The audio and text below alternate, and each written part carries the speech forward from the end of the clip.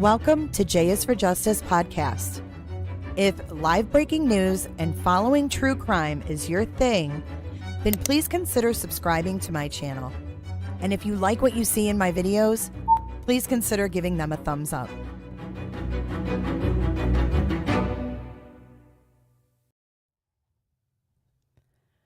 Well, good afternoon, my lovely people. How are you today? It is Monday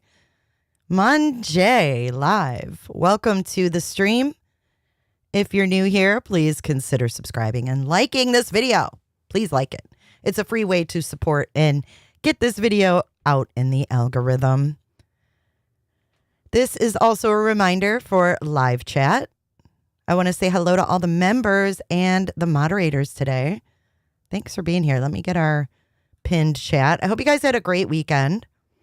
We had a lot of content going on around here over the weekend. So hopefully you didn't miss much, but I hope you're having a good Monday morning or Monday afternoon. It feels like morning to me. It's still cold down here in Florida. Hopefully it's warming up in your neck of the woods, but I don't know if that's happening quite yet. What's up, Mike Senna and September Pours, Angie B and Rachel. What's up, Rachel? Rochelle, that's Rachel. Hello, hello, hello. What's up, Liz and Olive Juice? Today we're going to be talking about the corruption at UI. It's real. It's real. It's real, folks. So I have a lot of things. Some of the things you guys sent me. Some of the things Evile CJ sent me. And we're going to go over it. So the first thing we're going to do is we're going to step into the past. Step back into the past. Rachel's listening at work. Everybody say hi to my daughter, Rachel. She's in here as Rachel with a wrench. I'm so glad you're here, Rach. Now I gotta be on my best behavior. All right, guys. So we're gonna step back in time and we're gonna talk a little bit about the tensions between the staff at UI and the fraternities first. So this is going back to 2015. This is a little bit old, but it's important to know that. Remember Blaine Eccles? Blaine Eccles is the dean of students, and he was the one that did a lot of the speaking. Well, Blaine Eccles must have came in after this guy because the dean of students in 2015 quit. He quit. He announced his resignation suddenly after less than 3 months on the job. 3 months. Just prior to the announcement, sanctions brought against the fraternity over hazing allegations were dropped. Birdie, she's probably cooler than me. She acts better than me, so she's probably cooler. Paralegal, I was just thinking about that this morning. No one in that town is speaking. Like, not even people that said, hey, I had a class with Xana Kernodle. Weird. They really have managed to mute these students. So Craig Chatriand was the dean of students for 3 months. And he said, I no longer believe this is an environment where I can work on issues of student safety. The safety of the students is my primary concern, and not being able to address concerns through our already established policies and agreements takes away from the effectiveness of what this office can do. Punishing fraternities can be a messy process, placing student affairs employees in the crosshairs of Greek organizations and their powerful alumni. In some cases, to lose such a battle also means it's time to find a new job. So if you go against the fraternities and the Greek organizations, they're so powerful you could lose your job if you speak out against them? That's just nuts. So we have this guy quitting because he's not allowed to punish the fraternities for what they do. So now we're going to come into real time now, okay? And we're going to talk about the volleyball team really quick, because what's going on with the volleyball team is not much better. So the university president, they say, has broken his silence. But don't let that fool you, because all he did was send Jody Walker to do an interview with this news lady. But now President Green, it took him until January the 19th. Mind you, the girls' volleyball team, the whole team, 13 girls, I think it is. We'll get into that. But they claim that the coach physically pushes students, the girls. He's physically pushed a volleyball teammate to the ground. He made racist comments, among other things. So the team reported this in October. And you're going to find out, and if you watched my shorts, you'll understand that Jody Walker, the spokesperson for UI, said that at the request of the volleyball team, that they wait to conduct their investigation until December. So they expect you to believe that these girls said they were being abused by their volleyball coach, and that these girls said, oh, you know what? We're reporting this in October, but we really just want to wait till December. No, that's not what happened. The UI, the University of Idaho, told this team of girls, we're going to release your name to the coach. When we investigate this, we're going to tell him who you are. So they bullied the girls into waiting until the end of the semester. And then UI started investigating it in December.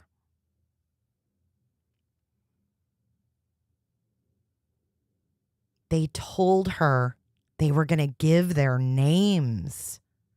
What? Somehow that has to be illegal. Aren't they supposed to protect victims? Aren't they supposed to protect their students?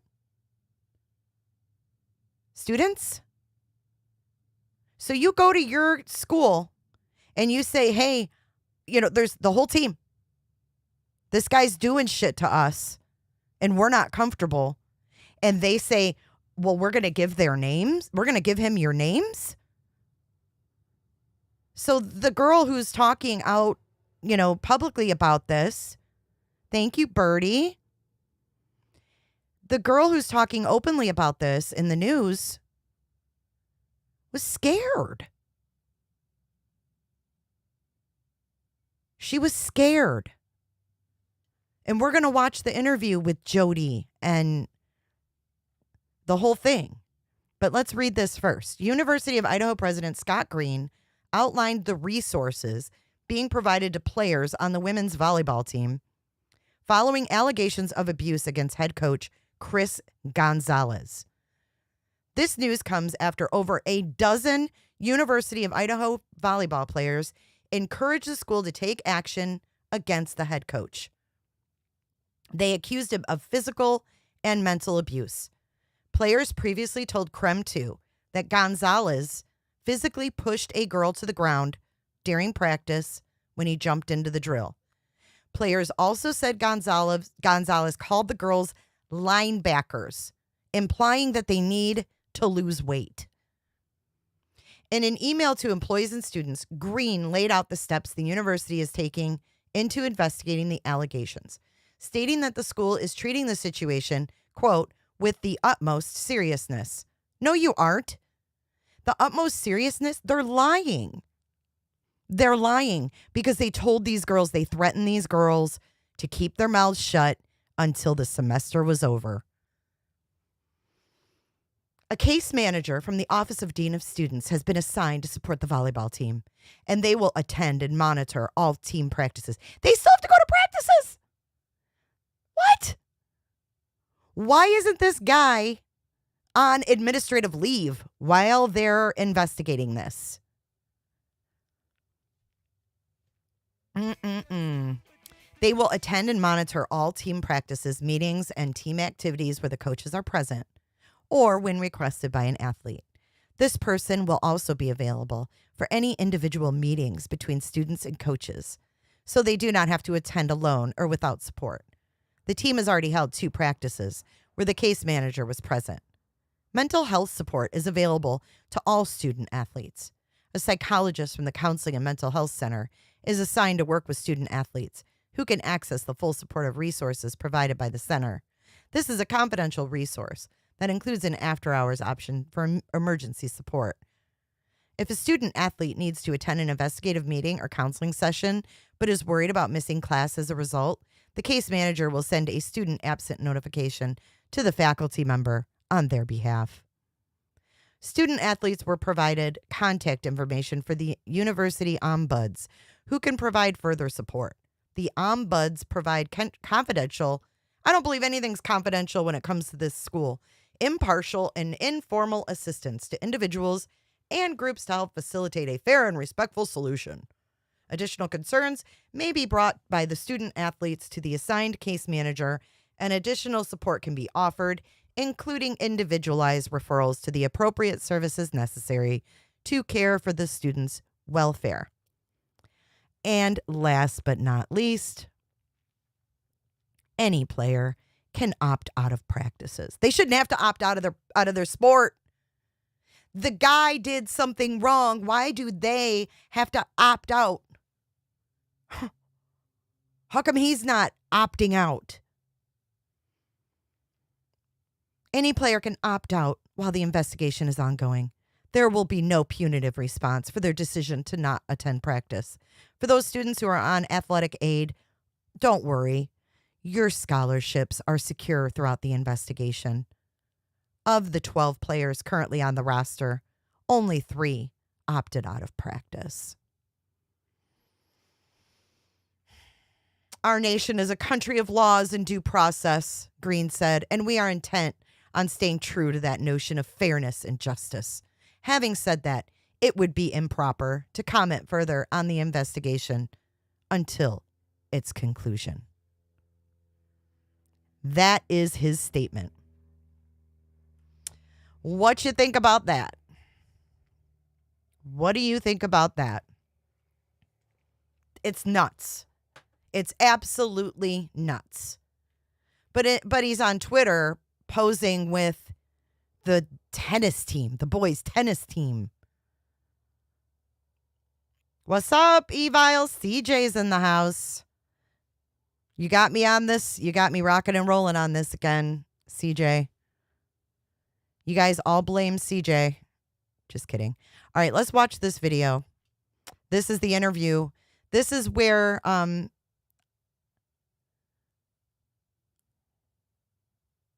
ooh, why is this unlisted now? Say and do anything he wants to the internet. They unlisted. Oh no, this is my video. Whoa.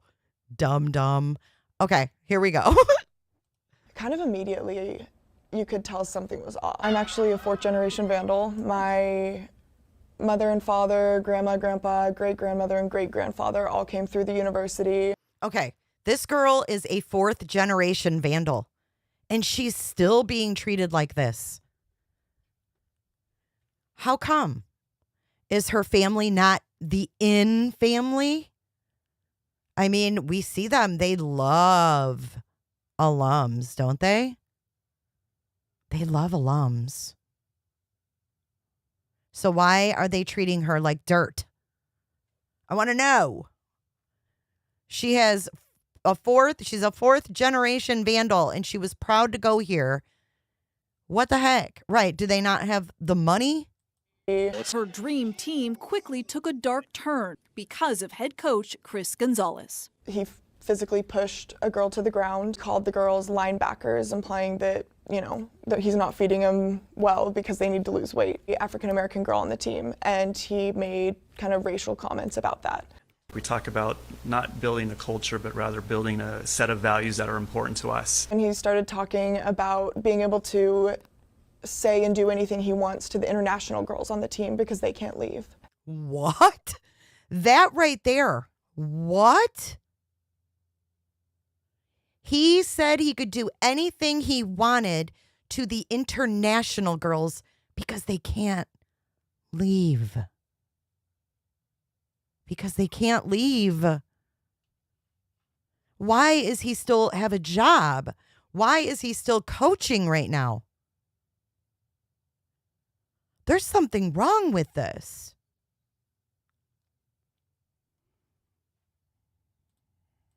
And ignoring injuries, that's when it really started to become like, this isn't okay.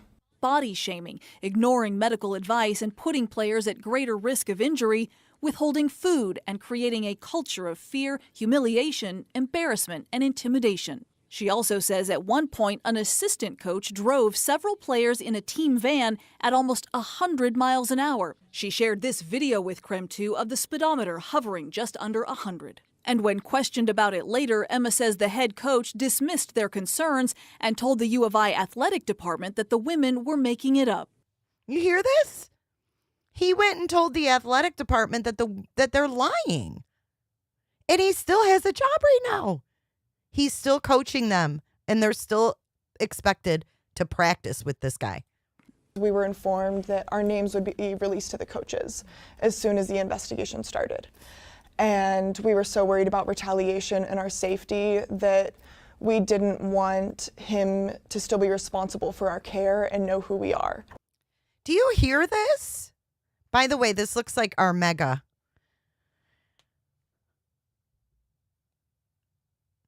The athletic director was fired 3 years ago for SA at UI. You can't threaten these girls by saying, hey, we're going to give them your name. Dude, I hope that these girls and their parents sue the fuck out of this school. That is terrible. Whether it's, whether they're snowflakes or not. I don't know if they're, what it is. But to say they're going to give names, you can't do that. That has got to be some kind of violation. There has got to be some kind of protection for these students from these professors. J is for Justice. Did you see the University of Idaho was created to keep the Idaho Panhandle before Idaho was a state? I saw your video. I didn't watch it all, though. That's nuts. But he was paid $90K salary while under investigation and on administrative leave for 4 months. Wow. Class action lawsuit. I mean, the whole team is coming to them and he's telling these athletic directors the whole team's lying. And they believe this one guy over the whole team of girls? Disgraceful. Despicable. Psychopathy. They took those concerns directly to university officials to report it. They said they were often not taken seriously or sometimes outright dismissed. So I took those concerns to the top communications director here at the University of Idaho. When did the university first learn about these accusations against the volleyball coach? So my understanding is the first allegations. The first allegations. This is Jody Walker. This is Scott Green's puppet. So when he has something that people want to know about, he sends her ass. And she does a great job at being a bitch about it. The volleyball coach. So my understanding is the first allegations came into athletics and for review in October. In October. She's not lying about that. But listen what she says. Then on the request of the complainants, anything further was delayed. And then the investigation began then in December. See how it took her that long to spit that out? No, you bullied these students. You said that their names were going to be released. And that's why the investigation was halted. She says, at the request of the students. I don't like her at all. Bad vibes. I don't like how she's talking. I don't like what she says. She's lying. She's lying. So my understanding is the first allegations came into athletics and for review in October. Then on the request of the complainants, anything further was delayed, and then the investigation began then in December. Does it concern the university that 13 young women have come forward and said that they have ongoing complaints? Anytime there's a concern brought to the university, that's taken very seriously. Okay. This is nuts. I mean, we're watching in real time them covering their ass. This is like real time ass covering. So I'm just going through this particular complaint from Emma. She addressed a number of things, including comments about looks, driving players to and from events at almost 100 miles an hour, retaliating if actions are reported. Are those particular things acceptable from coaching here at the University of Idaho? I can't speak about a particular investigation or specific complaints. But are those particular things? I can't speak about them. But in general, if anyone was doing that who was a staff member at the University of Idaho, do you think that those things are acceptable? I'm not going to answer that question. The university denied a CREM 2 public records request for additional information. What can you tell me about what the university is doing currently? So right now, the outside investigators are looking into the allegations within the volleyball department. They have been asked to work expediently and bring us back a full report. And you have no idea what the timeline is for that? I don't. How long does that process generally take? It depends on the specific investigation. Ballpark. It depends. Months? It Years? depends. It depends. Okay, so then the report comes back, and who gets it? And those reports go to the president. And anyone else? Then I what? don't know. You don't know where those reports go? No, I don't. Do you have a message to students who feel that their concerns are not being addressed? So as I've said, anytime that a student brings concerns forth to the university, we take those very seriously. We do look into them and take action as necessary. Emma tells me she's received no further communication from the university. If we all leave, who's there to make sure it doesn't keep happening? I am really, really afraid because I have been so vocal about everything that I'm going to be experiencing extreme retaliatory action. I don't know why the school and the athletics department is choosing, or at least what it feels like is they're choosing an abusive coach over 13 girls. We tried to follow the student athlete handbook, use all of the tools that we were given to hopefully receive an appropriate response. But every single turn, it feels like we've been brick-walled. So where do we go now, Early last week, Emma told KTVB she and some teammates met with the athletic director and the dean of students. She says they were told investigations take a while and that their scholarships won't be affected if they choose not to go to practice. So how nice of them, huh? How nice of them. By the way, this is what Judge Judy looks like now. Remember we were talking about Judge Judy the other day? That's what she looks like now, guys. Little off topic. But yeah, so that's Jody. Where was that?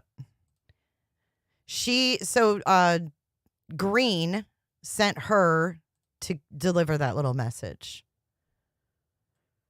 So, I mean, that girl who's like standing up and she's like, if I leave, then who's going to make sure this doesn't happen again? So I think we should follow this and see what happens.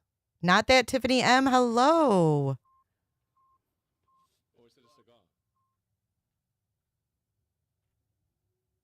The University of I don't know. I know. She's rude. She's dismissive. What's up, potato? Gosh, there's just so much to go over. All right, so now we're going to go to... We're going to go to Cup of Joe. We're going to watch Cup of Joe.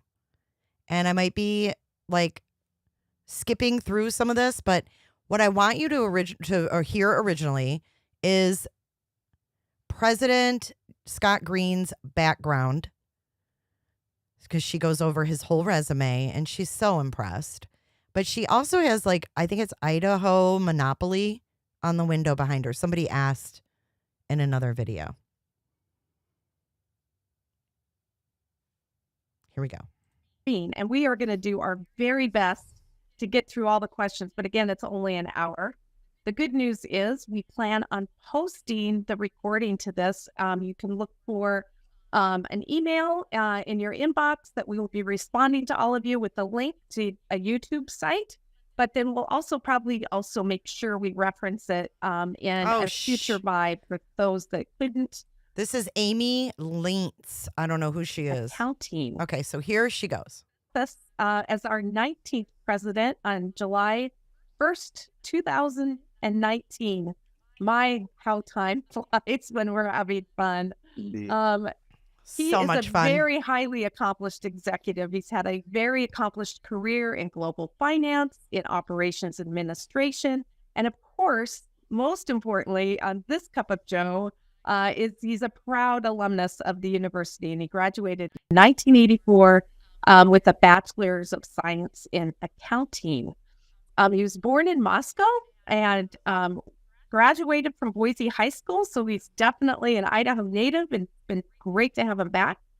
He went on to attend Harvard Business School and received a Master's of Business Administration in 1989. It's really fun to kind of re-review his background, because he does work for he worked at one point for Boise Cascade, and then just things took off from there, which is fantastic. He worked for global law firms as the CEO of Pepper Hamilton, and as an executive director for Wilmer Hale. And he recently served, before coming here, as the chief operating financial officer for Hogan Lovells, one of the largest law firms in the world, which has over $2 billion in revenue. He led all the firm's worldwide operations with conflicts of finance functions, and also the technology component, and responsible for over 3,000 employees. So quite an accomplished background. He's the first non-lawyer to run an American law lawyer, 100 law firm, and he was recognized as one of the top 50 big law innovators of the last 50 years by the American Lawyer magazine. He's not even a lawyer, and he's getting recognition by a lawyer magazine. So he ran this huge law group that has 248 lawyers on their website. So I don't know if it's like a prepaid legal thing, but it's worldwide, it's global, and he ran it. The first non-lawyer to get all this recognition, right? And he's the first non-university president to be the best president ever. To be the best president who got them out of financial turmoil in 5 years. How does that even happen? How does that even happen? 2013. So I could keep going and going and going, but I am going to stop because we're going to run out of time pretty soon. Scott, thank you for joining us for the Cup of Joe. And I'd like to just start with any opening remarks that you want to mention, and then we're going to dive into some of these great questions that have come our way. Yeah, thanks, Sammy. I'll just start by saying thank you for having me, and thank you for, it looks like we have over 100 alumni participants already, and you're just doing a great job. I'm so glad you're with us as well. We've got a great team here at the U of I. We've really built a strong, management team, and I'm very proud of what we've accomplished over the past 4 years. Wonderful. Well, I'm just going to hit the ground running with a couple questions that came in tied to the University of Phoenix. It happens to be There's a lot of coverage in the news, of course, and many of us are incredibly excited because we have certainly learned a lot about this opportunity. Can you kind of give us some background on and share with the alumni about the University of Phoenix opportunity, and how can our alumni learn more and show their support for this? Yeah, so I'm sure everybody's aware of this, but for those who are not, maybe I could just start by indicating why we are interested in it and what are the strategic benefits of the transaction. And basically, we were approached, in early February or thereabouts, from some folks who were involved, peripherally with, the University of Phoenix and the transaction that they were trying to close with the University of Arkansas. And we learned that that transaction, they weren't sure if they were going to get that through. If it didn't go, if we'd be interested. We said, well, we possibly would be, but we didn't want to be used to push up a price or be used as a stalking horse for somebody else. But having said that, they were very upfront with us and said, look, there's a lot of interest in this, and we have other competition, if you're interested, we'll go through the process and see where we are. So we talked to them, and when things got to a point where we were pretty, we thought that it was a pretty good opportunity for us. They shared some information. It's basically management information, but it wasn't detailed information. We indicated we were interested, and they were interested in us because we had a chance to meet with them. We had a chance to meet with their management team, and we were just really impressed with them. So then we began doing our due diligence, and that's when things got really interesting. Yeah, they really did get really interesting.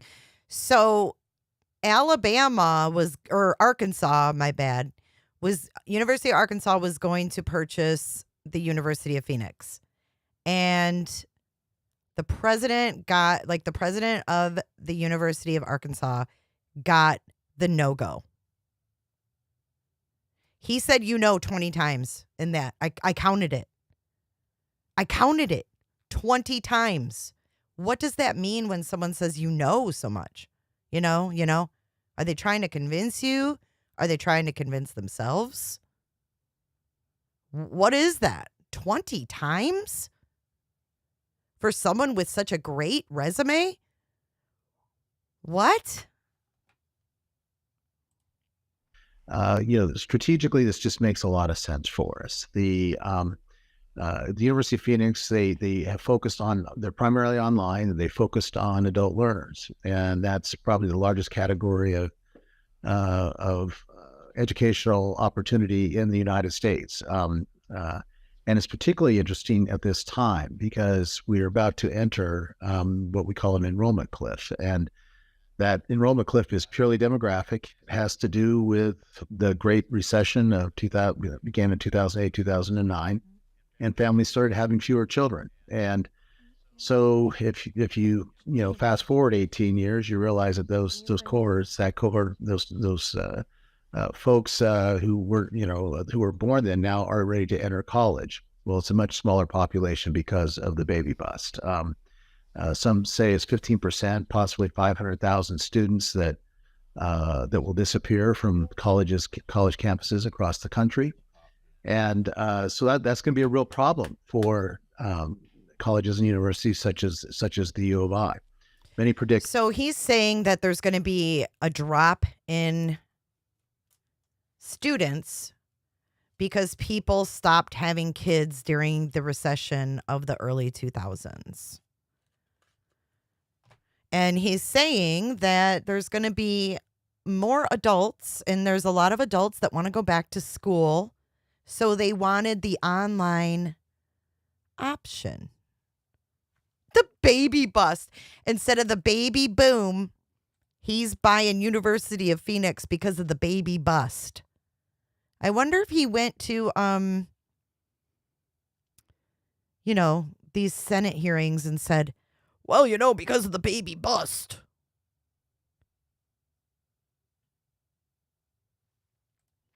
Many colleges across the country won't make it and will be closing down. And frankly, this year, I understand there's already been over 90 colleges that have closed down in this country. We're not even in the cliff yet. So, you know, there's just a lot of capacity in the country, and we're about to see supply dry up.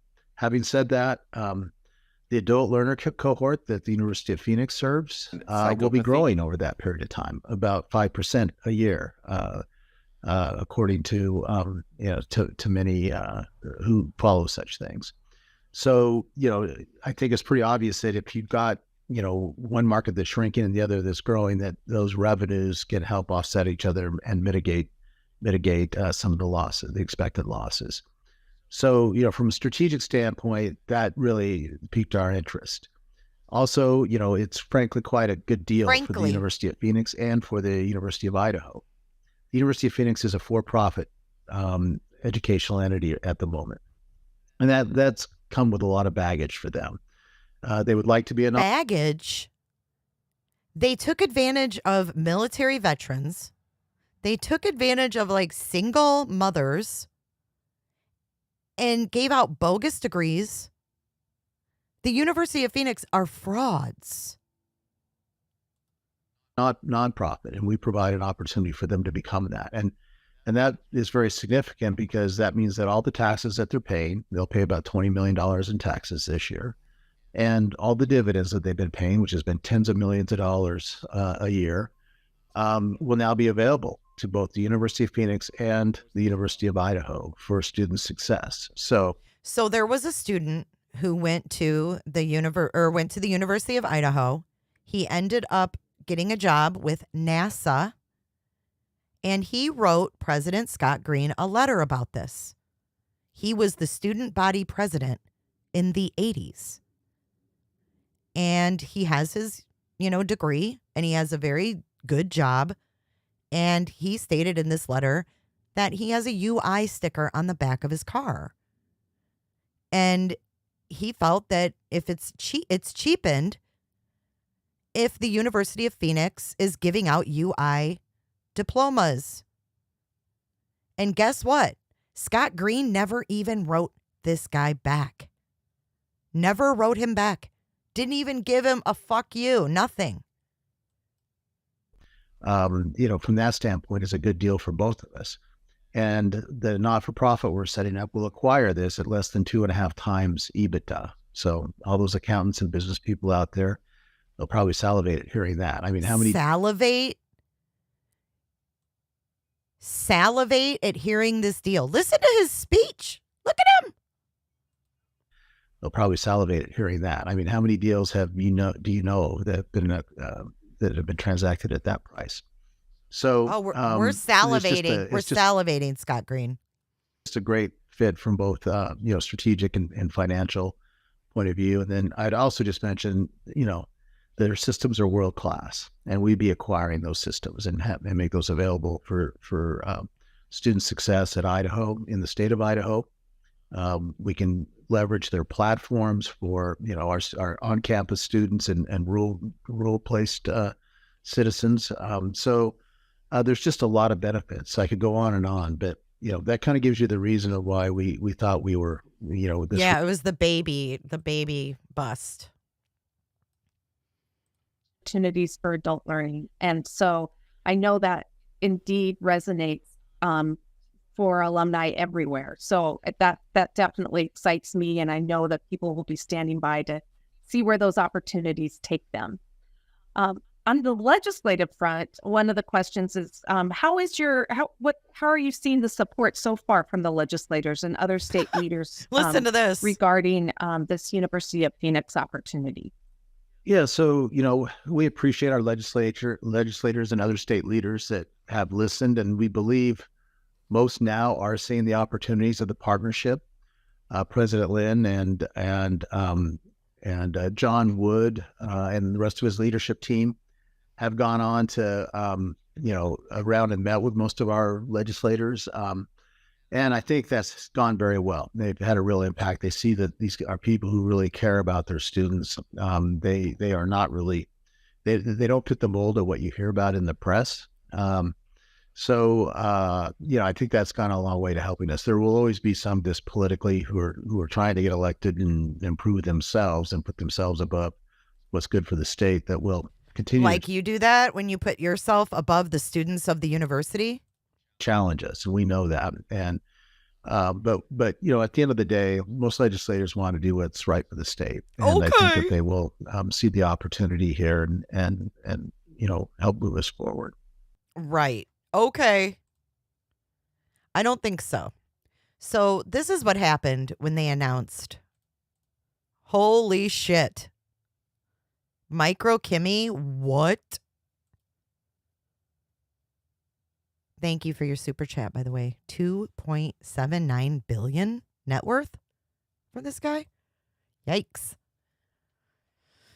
Ooh, so I found these two articles, 2 days in May, inside the frenzied rush to approve and oppose the Phoenix Purchase. When the news broke that the University of Idaho wanted to purchase the University of Phoenix, the emails poured into the State Board of Education. From UI of Sociology professor Leotina Hormel, who called the hasty proposal a violation of trust and a blow to campus morale.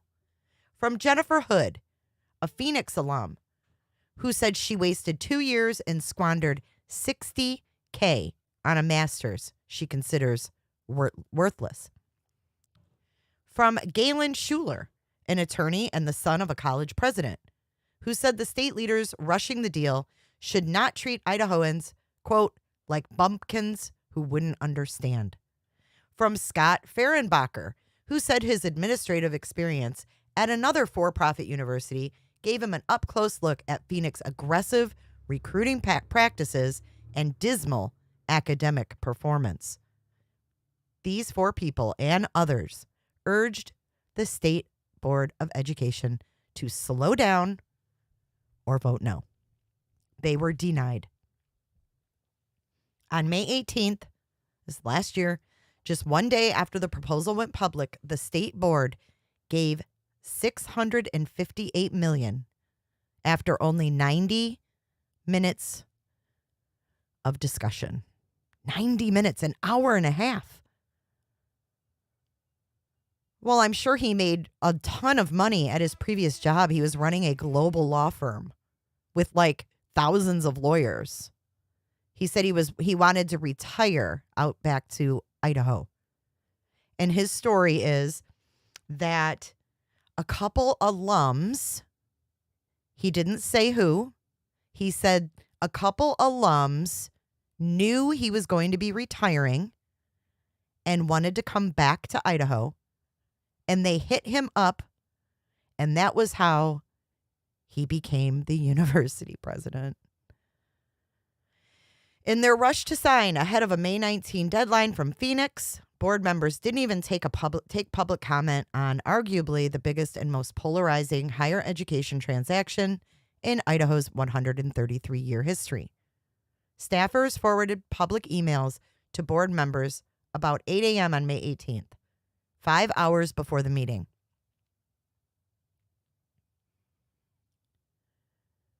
At that meeting, then board president Kurt Liebeck acknowledged that the board had heard from opponents who criticized Phoenix record and said faculty and the public had been cut out of the process. 7 months later, those same criticisms linger. People like Hormel, Hood, Schuler, and Fehrenbacher still have questions about the purchase. They are state and U of I leaders didn't listen to them and aren't listening now. Thank you, Angie, for donating a membership, and welcome, Ms. DB Me.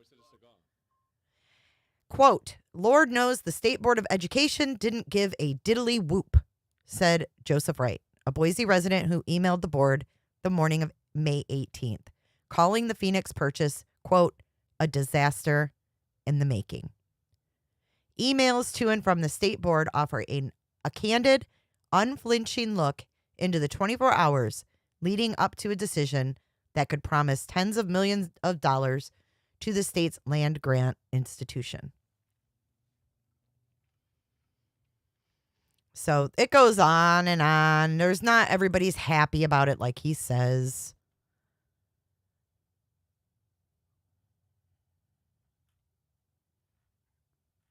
But it goes on and on. Now let's take a look at what else they're doing to make money. Liz W., welcome and thank you. Not that Tiffany M. Yes, he was subpoenaed.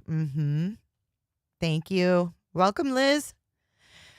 So here's another thing that pissed people off last year, and he didn't listen.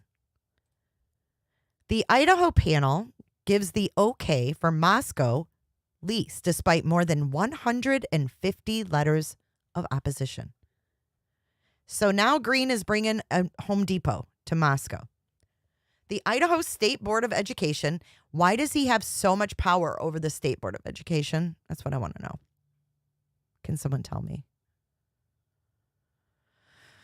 The Idaho State Board of Education on Wednesday unanimously approved a ground lease between the University of Idaho and Home Depot for a proposed 136,000 square foot retail store and garden center in Moscow. The proposed site for the store is on University of Idaho land just north of the Palouse Mall, near the intersection of Farm Road and A Street.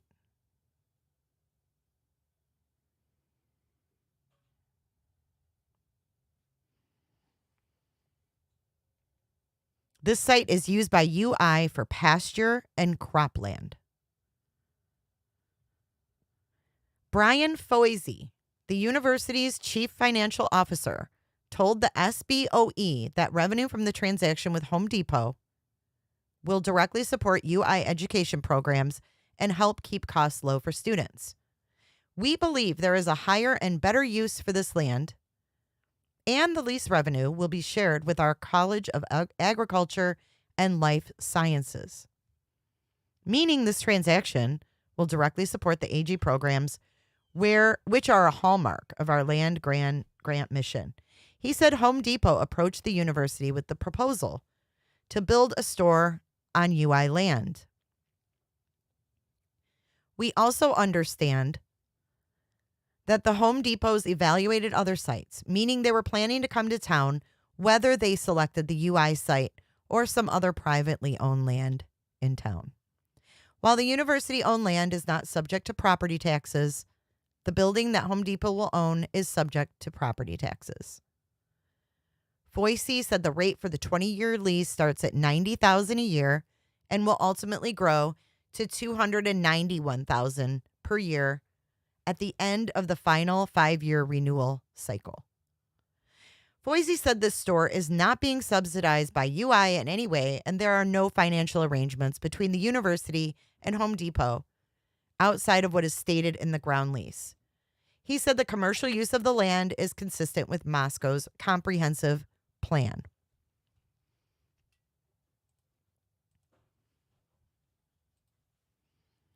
Many of Foisey's comments were meant to address concerns raised by more than 150 people who sent letters to the SBOE opposing the ground lease deal.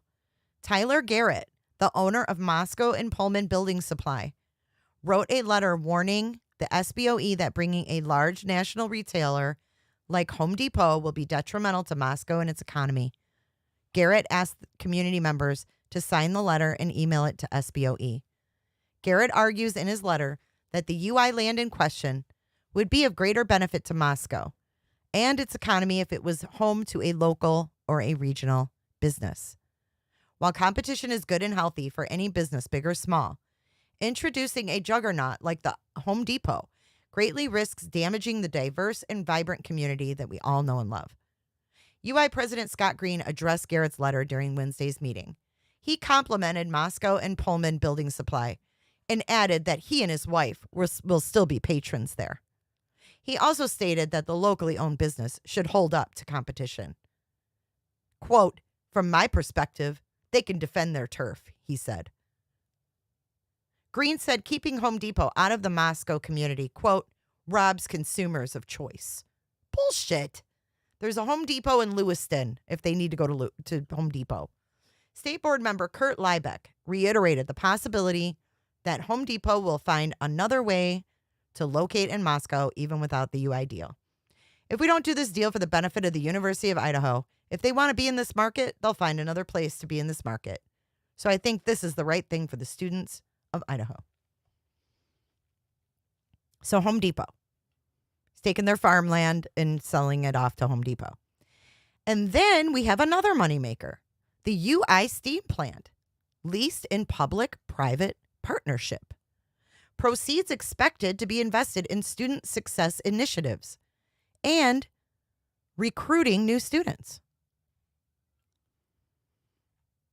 University of Idaho is entering a 50-year lease with the Sacrier Plenary Utility Partners Idaho LLC on the STEAM plant. The lease was approved by the Idaho State Board of Education today. They're approving everything for him. The partnership, or P3 agreement, will allow UI to invest in student and research endeavors.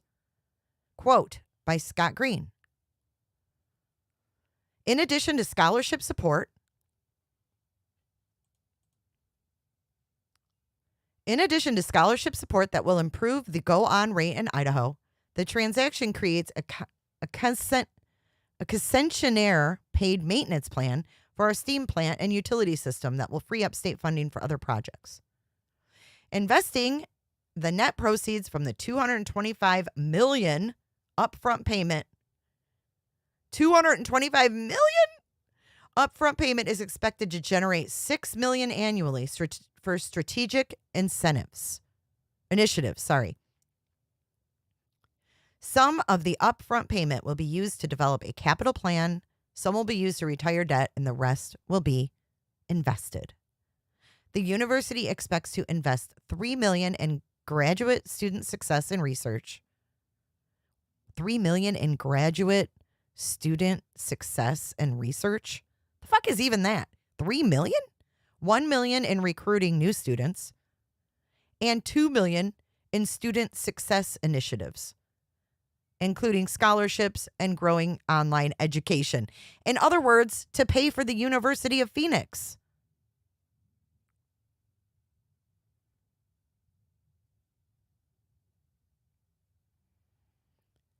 UI will pay Sacrier Plenary Utility Partners Idaho LLC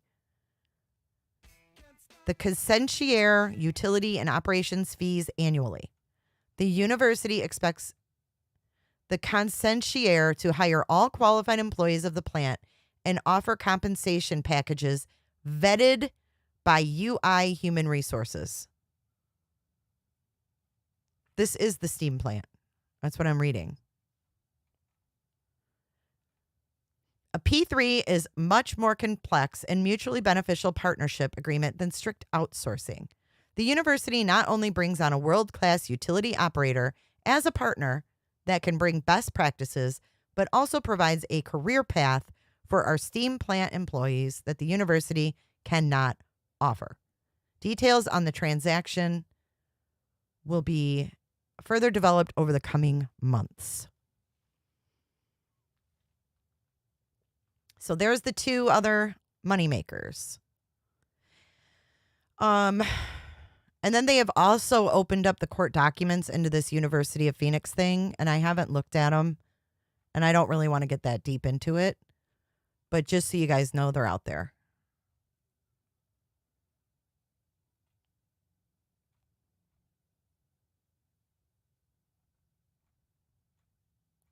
And you can read about all these different sessions they had in there. Okay, so what is next on our docket? Let's go back to Cup of Joe. Good, thank you. And just a reminder, some of you joined a little later after we started. There is a QA function at the bottom of your screen or on your screen where you can type. Okay, so there's alumni in this chat, okay? And they're allowed to ask questions. This gets interesting. In your questions, and we will try our best to get to those. So thank you for putting those questions in there. So can you explain the timeline and the next steps for this affiliation with University of Phoenix?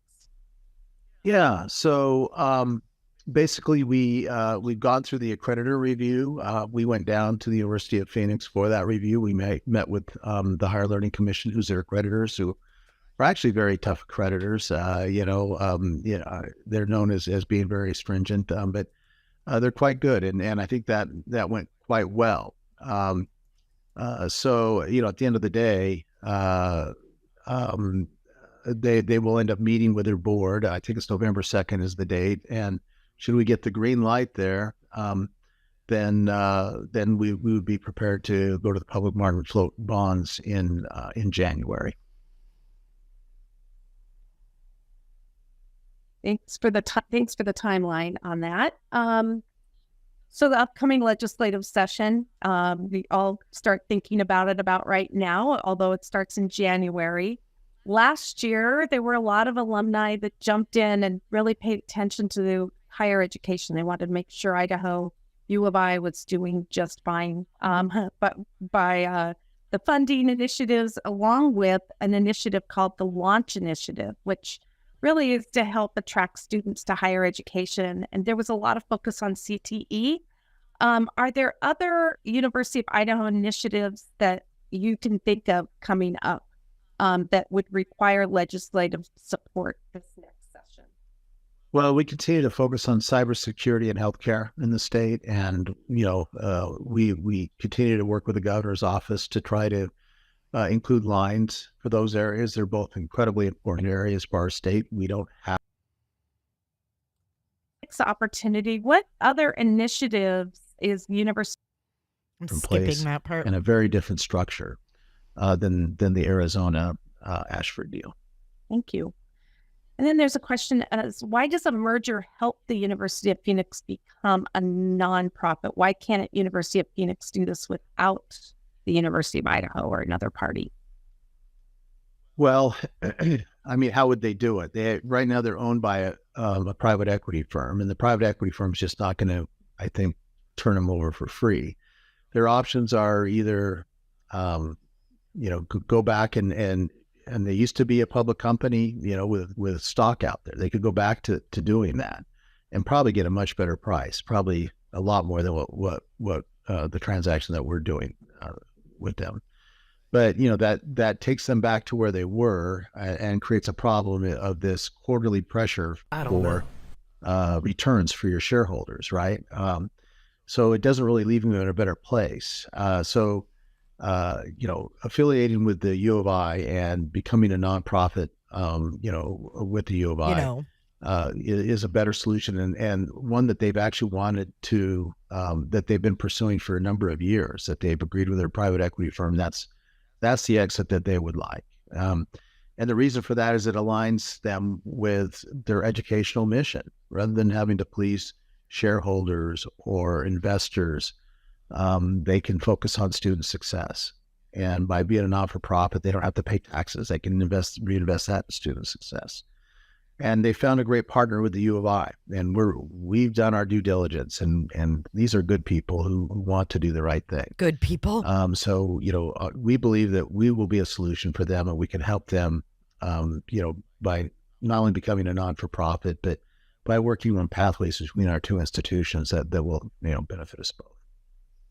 Okay, thank you. I have one more, and then I'm going to go on. We might circle back to Phoenix.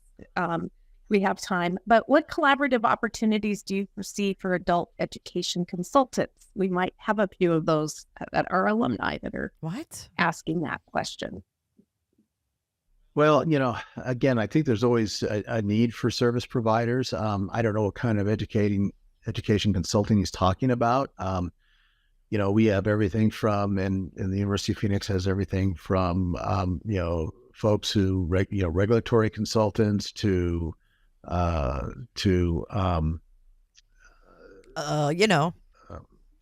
instructors who are part-time instructors or consultants, to labor. I mean, we use more consultants than you can shake a stick at. So my guess is, especially as the private universities, which I think are Word going to salad. become a thing of the past. I just think there's so much government focus on them, and the government doesn't like them, that at some point they either need to find a partner or they won't survive. So there probably is opportunities there for consultants to get out Probably. there and help these universities find a partner and get them integrated. So those are the opportunities that I see. Thank you. Okay, we're moving All on right, from I'm going to move it Phoenix. to Here we another go. topic that's very exciting to people. But can you give us an update on reaching R1 status, and what does that mean financially for the institution if we do make it to the R1 status? R1 status. Sure. So just so folks who may not know what R1 is or what we're talking about, is the Carnegie, there's a Carnegie classification for research institutions, and R1 is the highest, most intensive research type of institution. And you say, well, why is that important to be ranked, among that group? We're R2 currently. We're very high research, but we're not the highest, but very high. And then, so why would we want to be R1? Well, about 80% of federal dollars go to R1 institutions, and some of the best research opportunities go there. And R1 institutions are, better attract, quality faculty to conduct research and that students are interested in and that benefit the state and the nation. So we've always punched above our weight. We're building a world-class ecotron facility that's going to be the envy of any institution across the country or the world. We're building the largest research dairy in the state of Idaho, because we're the third largest dairy producing state in the country. Climate smart agriculture, things around, research around fire, you name it. We do a lot of this stuff, and it's applied. It's stuff that matters to Idaho. It's stuff that matters to the country. It's important to us.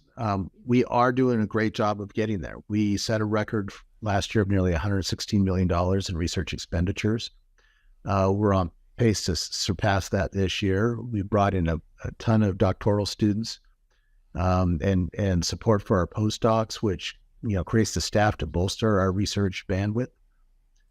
So the R1 goal is a bit of a moving target. There's this entity called ACE that has bought the Carnegie system, and they may make some changes to it. But the reality is that we're almost there, from both an expenditure and a support point of view in the way they measure these things.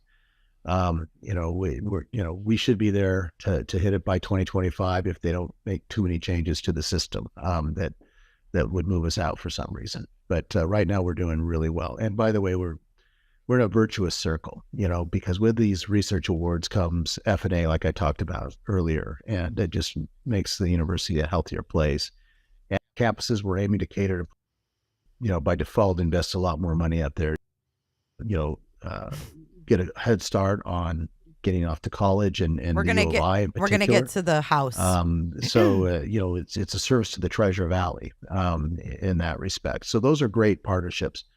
And we've always had a great partnership and collaboration with NIC. For some of the others, it's tough. Collaboration only works if both parties can win, and not everyone thinks that way. So I really worry Kevin Satterley is retiring at the end of the year. I just hope that that the new ISU president is open and as good of a collaborator and as good of a person as Kevin's been for us. Mm-hmm. Wonderful. And a question also related to community colleges. Here's that there's a lot of facilities, but all right, we're going to skip that. And county officials. I'll put the link to this if you guys want to watch the whole thing. And our quality high. And we want to get to the house, the King Road. This alumni pointed out that many institutions offer in-state tuition for children of alumni if they're out of state. So I don't know if you've heard of such programs. This particular person said it used to be a two-bedroom. Okay, here we go. This is where it gets interesting. So she switches gears, and now there's a question about the house. Mind you, this was back in October.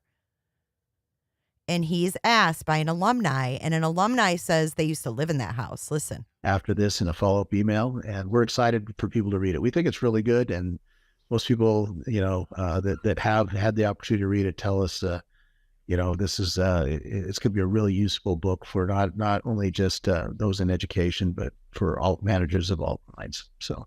Yes, we will definitely send out that information on how people can get that book, along with the link to this webinar that's going on now. So we're excited for that, and we're also very proud of the accomplishments that you took on head on, and we're in a much better place. Okay, so here we go with the house. I'll be one of the first people to buy that book, I promise you. Terrific. We appreciate it. Yeah. There is a question. You brought up the healing gardens for the loss of our students. There was a question regarding the King house, and that this particular person said it used to be a 2-bedroom house when they were living here on campus. What's the latest on what's going to be happening with the house on King Road? So the house was donated to us. Frankly, there was a lot of damage done to the house, and it really was not safe as part of the investigation into it. And all that had to be remediated before we could do anything with it. So we've completed that remediation. We've taken, all the personal items out of there and given the families an opportunity to retrieve what they wanted. And we safely disposed of the rest because a lot of it was contaminated. Now it's just a matter of tearing down the house at some point.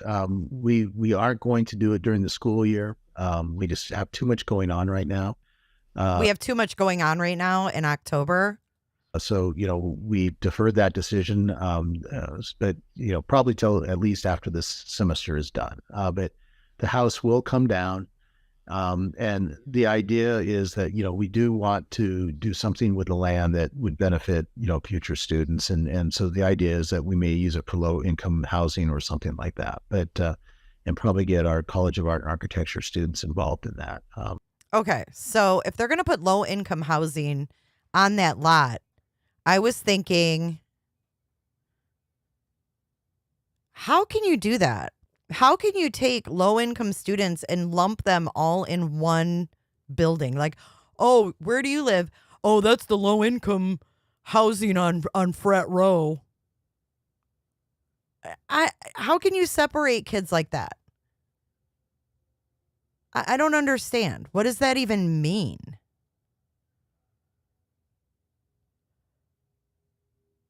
And he's saying that they're going to get the architecture students to design it. Do you believe that?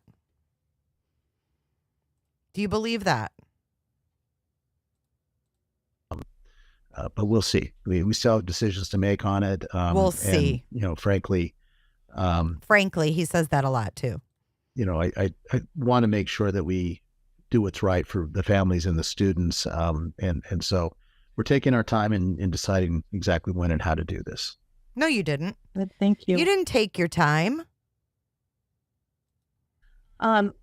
Question regarding first generation students, and there's been numbers thrown around that 52% of our students are first generation students.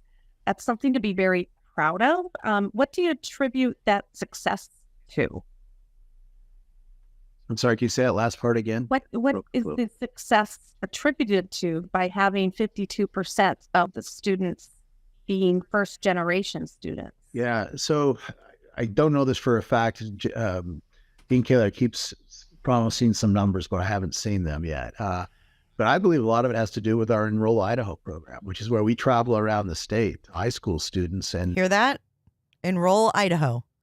They travel around the state and enroll high school students. And you know who does that, don't you? The private driver. The private driver who drove the girls home from the grub truck. That's his job. And talk about the University of Idaho and how you can finance it. Because many students, particularly first gen, their parents really don't know much about college or how to go about getting loans or. So he's assuming that the first generation students into Idaho have parents who didn't go to school. What the fuck is wrong with this guy? Just because they didn't go to UI and they're first generation students doesn't mean their parents didn't get a college education somewhere else.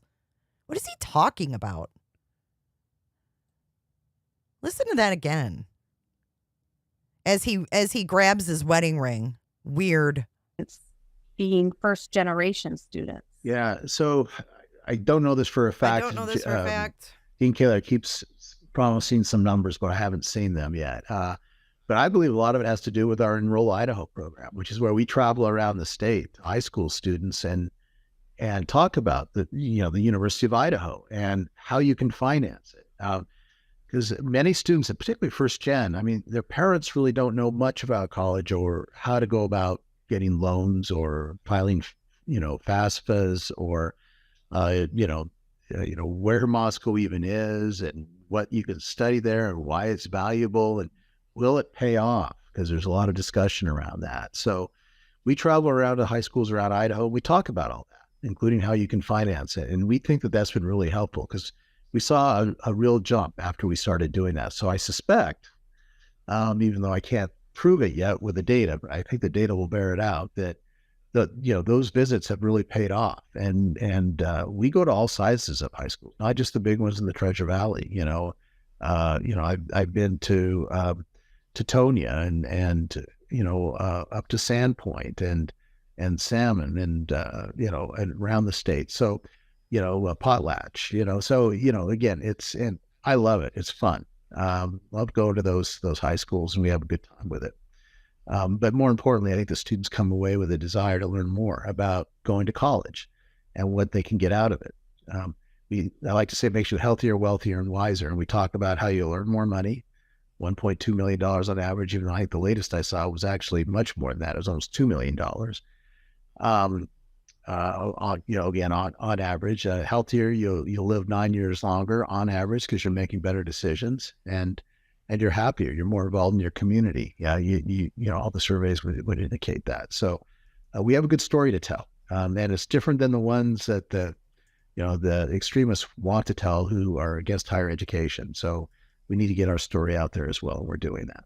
Extremists? Yes, Wait, our alumni are. There's extremists that are against higher education? What the fuck does that mean? Extremists against higher education.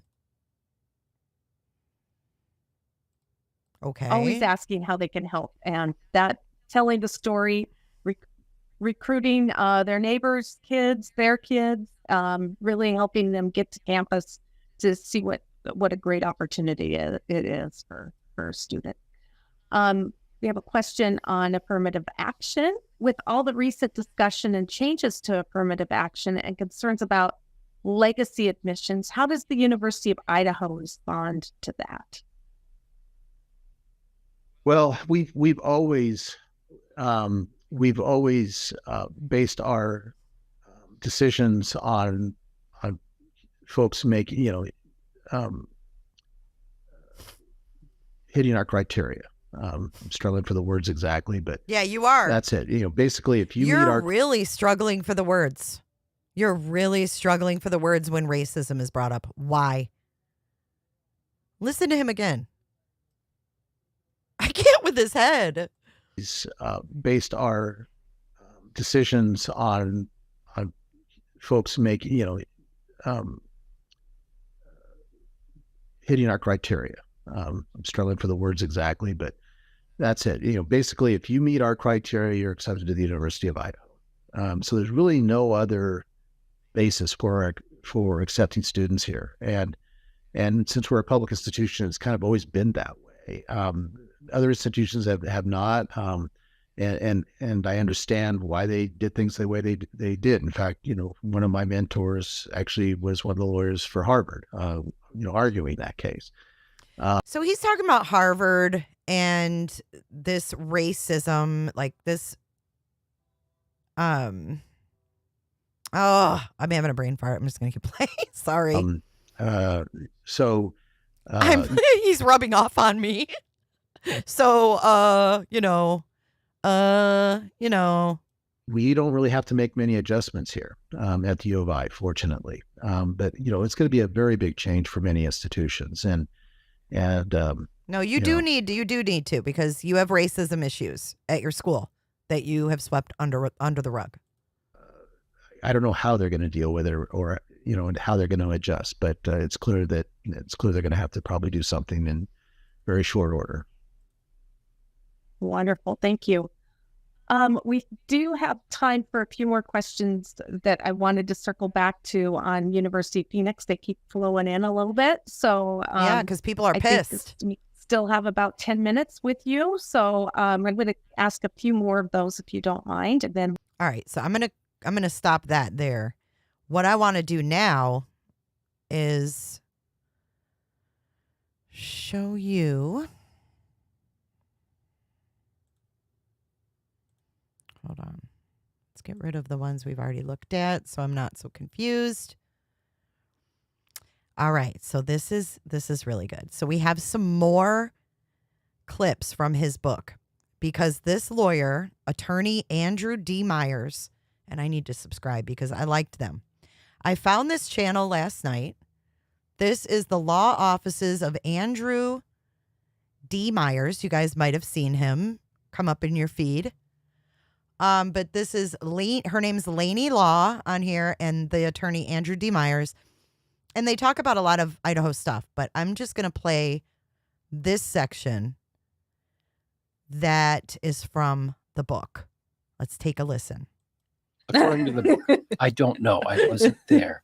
So comment all you want and say, Mr. Myers, you weren't there. You don't know. But as true as that is, the COVID pandemic hit in 2020, and it just challenged every institution there is. The University of Idaho is not unique, but they had to figure out what we're going to do. Are we going to shut it down? Or are we going to keep classes going? Are we going to send the students home? Are we going to teach by Zoom? So in the book, he talks about kind of a meld of all of these things. So that's the first 300, 400 pages of the book. It's all, I actually used to have a friend who was a mid-level administrator at a university. And, these universities have huge bureaucracies. It's, it's like the government. They've got huge, huge, huge bureaucracies. And if you're a low to mid-level administrator, sure, you'd like to find out how they do stuff in other universities. So this book is for you. It's bureaucraties. It's administrative-ease. It's all that stuff, how to run a university through these crises. Well, then the very, very, very, very, very last chapter comes along, and it's like when evil strikes. And that was what happened on November 13th of 2022. So we're not going to read the whole chapter. We're going to take little excerpts and say, what is this all about? So in the book, it says, and I quote, "We had a strong suspicion Greek students were involved because of reports we've heard." Well, you're writing a book that's what reports? What did these reports say? When you say we had a strong suspicion Greek students were involved, you mean? Right. What reports did they hear? I just put the link in the chat for this channel so you guys can go subscribe. That as some speculations have gone that a sorority or fraternity was involved in this case, or just that you suspected that the 4 students who were no longer alive after this, that they were members of fraternities or sororities? That turned out to be true, but what does that quote even mean? Mm-hmm. Quote 2, "Frankly, the town was ill prepared for a crime of this magnitude," and that's attributed to President Green, and we can see how that was true. The town was not prepared for a crime of this magnitude. They're still not prepared. They're like trying to move things around the school year and get things done in the summer. See, I like these people. They're picking up what we're laying down. Right. Here's a couple of more quotes from the book, and I'm gonna have as few comments as possible. "MPD, Moscow Police Department, and the University of Idaho held daily briefings." Wait a minute. When did the University of Idaho become an investigative agency for crimes? But according to this, MPD and the University of Idaho held daily briefings with each other. But Blaine is the he has 2 titles. This refers to Blaine Eccles. He has a PhD. He's the vice president of students, and he's also the dean of students. Okay, so that's Blaine Eccles that I was talking about earlier. Blaine Eccles is the dean of students after the one guy in 2015 only made it 3 months. That's who this refers to. Blaine emphasized that the University of Idaho had no, quote, insider information about the status of the investigation or leads on who committed the crime. The university provided as much information as they could to the police, working through the general counsel's office to ensure the details shared were done so legally. Wait a minute. I said I wasn't going to comment, but he can't how help credible it. is it that the Manchester, good grief.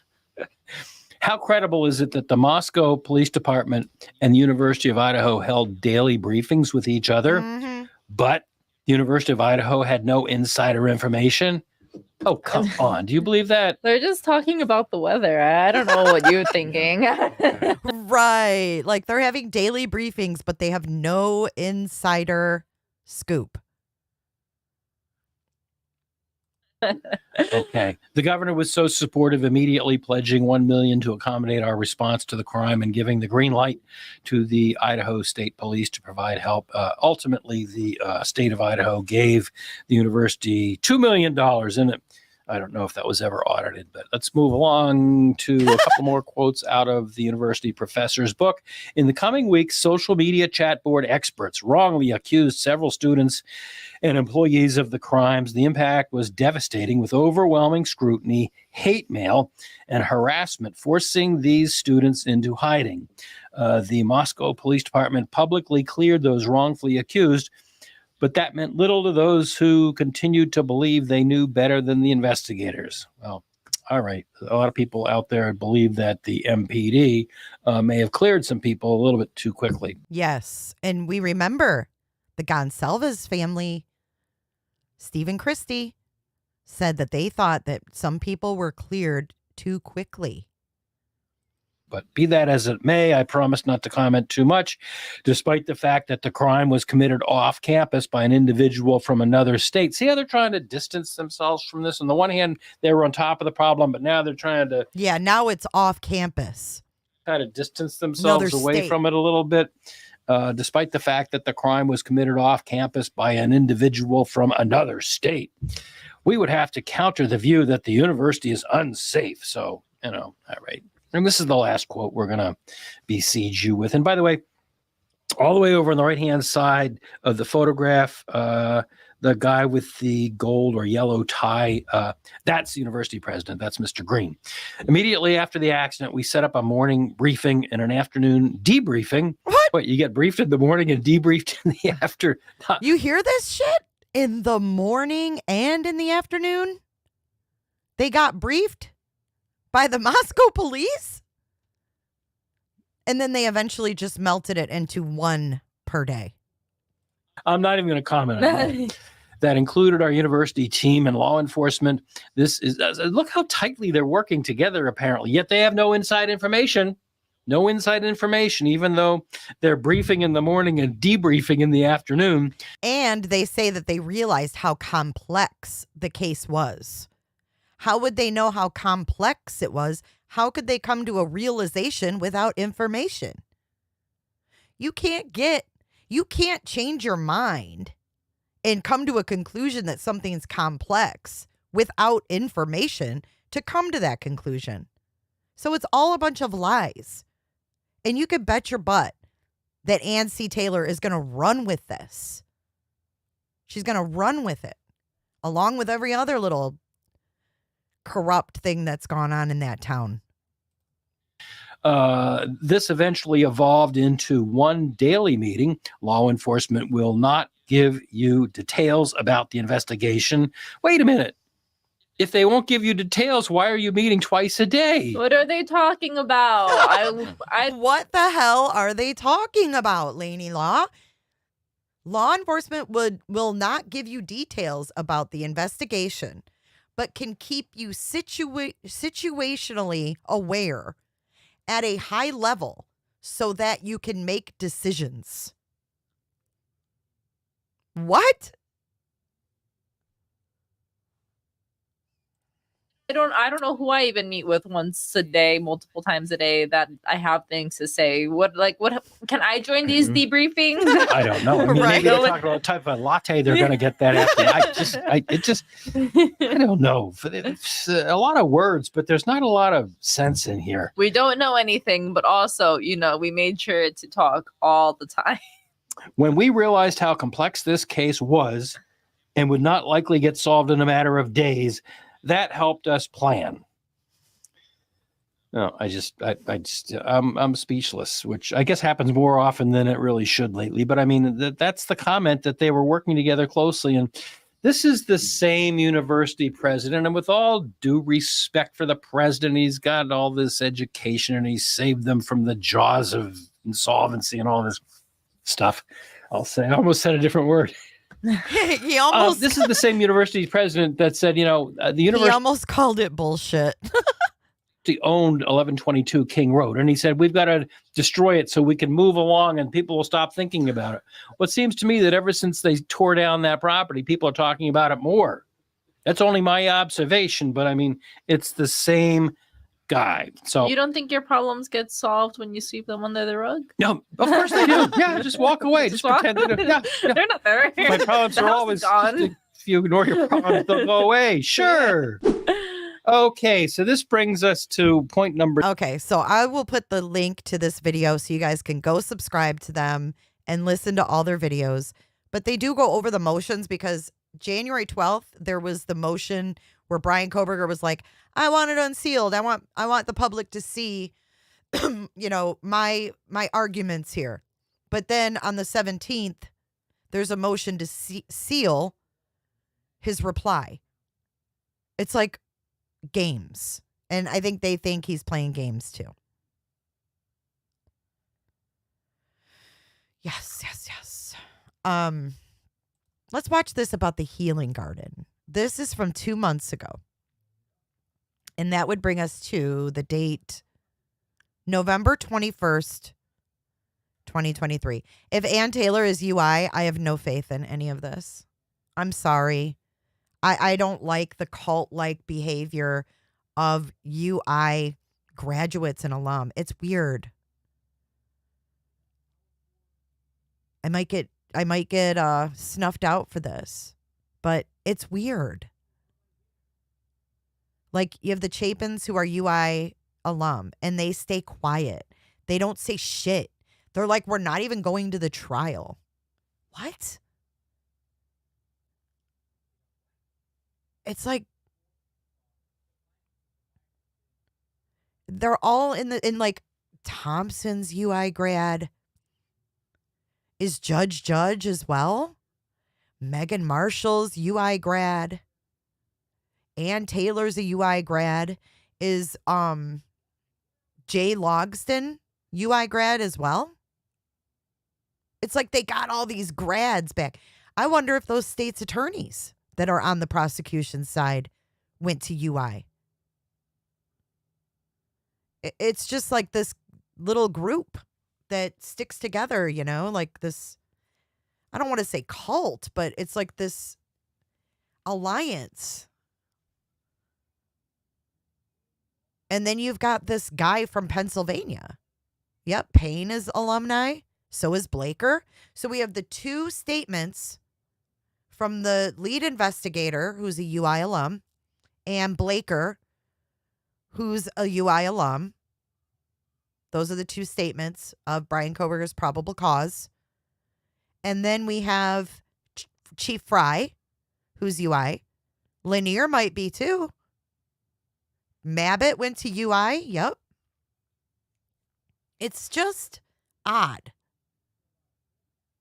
And they won't talk about, it's like they're all hush hush. Jody Walker, she's UI and alum. And it seems like whenever an outsider comes in, they're ousted. Like some way, shape, or form. Let's talk about, before we get to the garden, I've got a little slideshow I want to show you guys. Hold on. Whoops, I didn't mean to do that. Okay, take a look at these photos, guys. This is from a few months ago. And President Green was gifted this photo. And you see Casey Green on the far right from Moscow Police. And you see the lead guy who talked in all the press conferences from Idaho State Police right behind Green. And interestingly enough, the photo is University of Idaho with a Moscow police car in the picture. So tell me they don't work together. After what we just heard from that podcast of the lawyers, the excerpts from the book, they briefed us twice a day, then it went to once a day. Now we see him with a photo of UI and a cop car in the photo. And this was at a football game. Okay. Hold on. That is Idaho State boys in the hats. And the one guy right behind him, right behind Green's shoulder, is the guy that was at the press conferences and spoke. CJ. Now, how do I get to the next photo? Come on. Hold on. Let me have this shit loop. Okay, here's another one. I'm going to make it big so you guys can see. There's Fry. Look at, he looks all ashamed. Why is Fry looking down? Just take a look at these photos for a second. It's signed. It's autographed by someone. But I can't read it. Dude, I don't know. Okay, so where I got this from, y'all are going to shit. Y'all are going to shit. So I watched a video. I think it was, let me show you.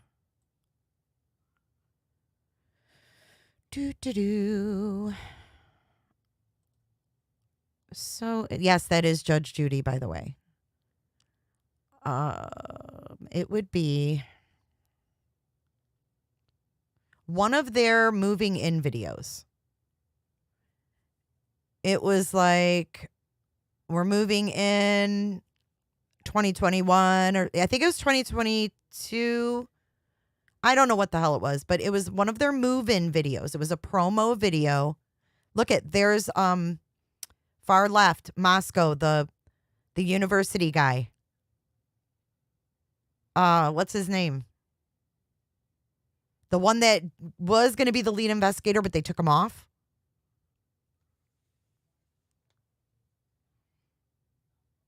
I don't know who signed it. I can't. Here, let me zoom in. Let's see if we can read it.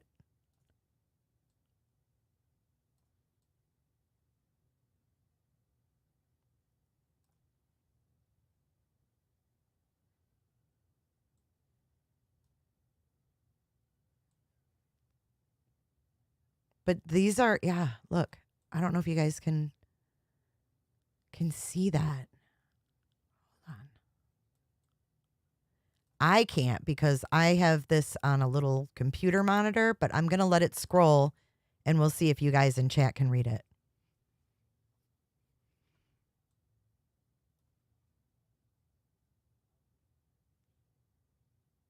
Because I can't. But that's the Idaho State Police guy. The one I had faith in. The one that seemed like a badass, and I don't know why they're at this football game. So I don't know. Can you guys read that? Colton, it says. I don't know. I mean, like I said, there was no context to it. It was literally one of their promo videos, and I paused it because I saw these guys on the field, and I was like, wait, what was that? So I went back and I freaking played it slow and screenshotted it. And this is what was there when I screenshot it. Because, you know, like those promo videos. Now I'm going to have to find that one. Y'all are killing me. Y'all are killing me. You make me just want to show you everything that I find. All right, let me try something here. Whoops, I didn't mean to do that.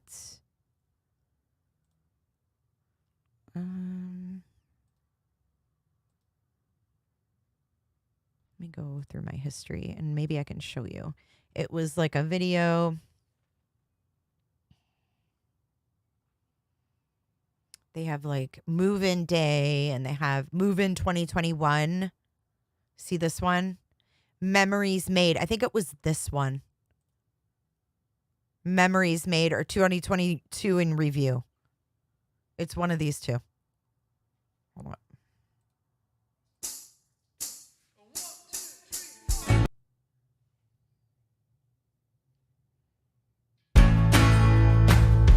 Yeah, see, it's this.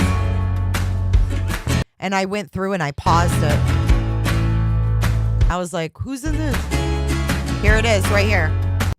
I'll make it go slow. Watch. Let me mute that awful music. And you'll see them on the field for yourself. So this is a game. It looks like, is that Washington State versus Idaho, maybe? Let's just give it a second. You'll see. I can't open my Discord on my computer, Katie. It bogs me down too much. I'm sorry. I'll look on my phone, though, in a second. Hold on. I think I just passed it. No.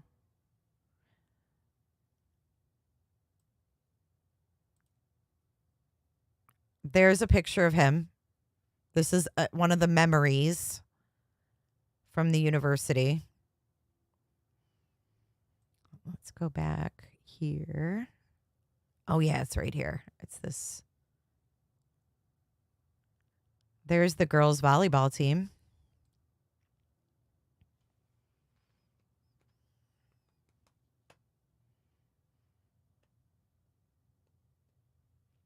The ones they don't protect.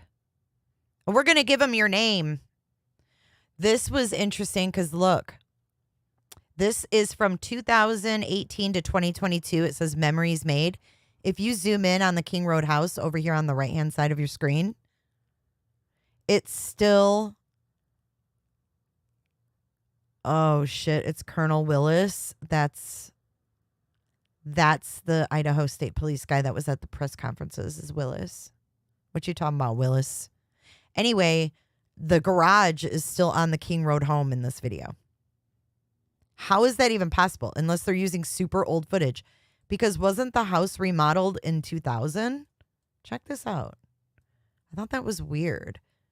This video was put out a year ago, but it says 2018 to 2022 memories.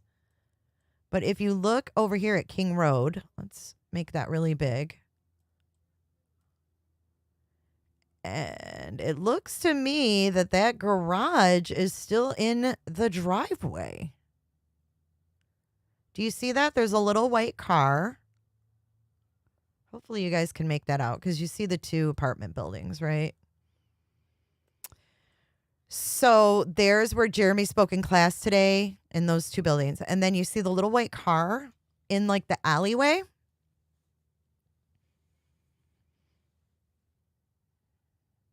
President Green, thank you for your support of ISP. Colonel Kendrick Willis. What? I don't know. I don't know, Katie. I don't like it.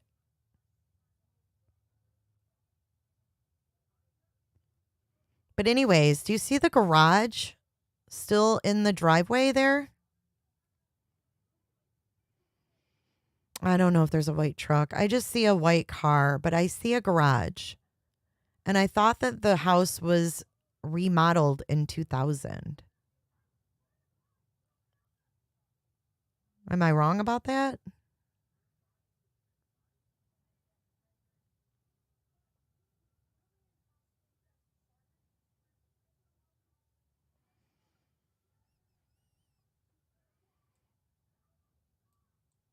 Thought it was interesting. But this is just a little snippet from their 2018 to 2022 years in review.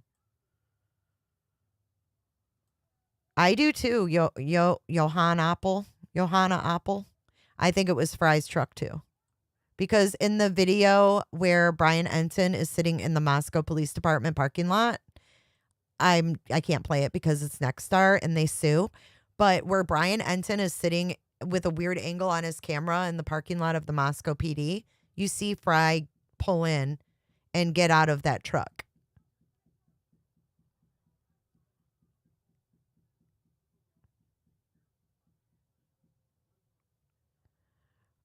You have the original source of the pic? Go ahead and DM me on Discord. I'll get on my phone and check it out. What did you send, Katie? What is the link for? Hang on.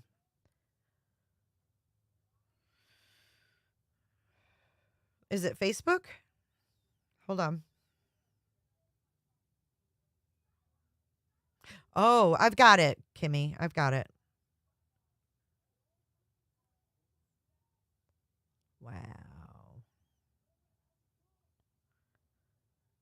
Wow. Wow. I really don't know what to say right now. I'll show you guys these pictures. I can't believe I happened to catch that.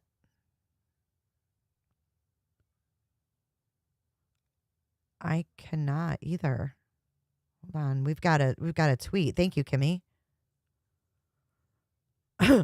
I gotta love when I see, wow, check this out. What?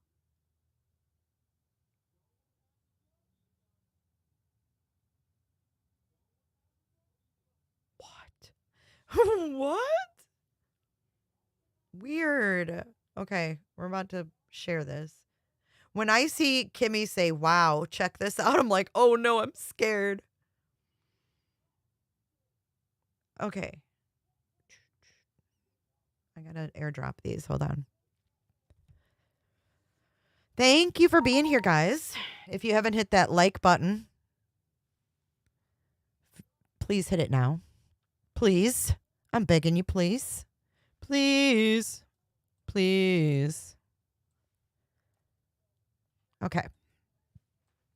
We have a Facebook post from President Scott Green, so this is not any secret. It's not secret.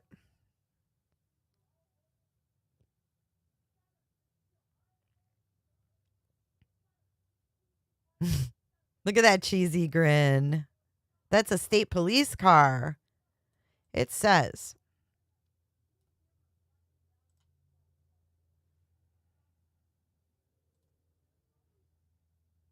sorry, I made it too big. One of the highlights of an epic vandal it was family weekend. That's right.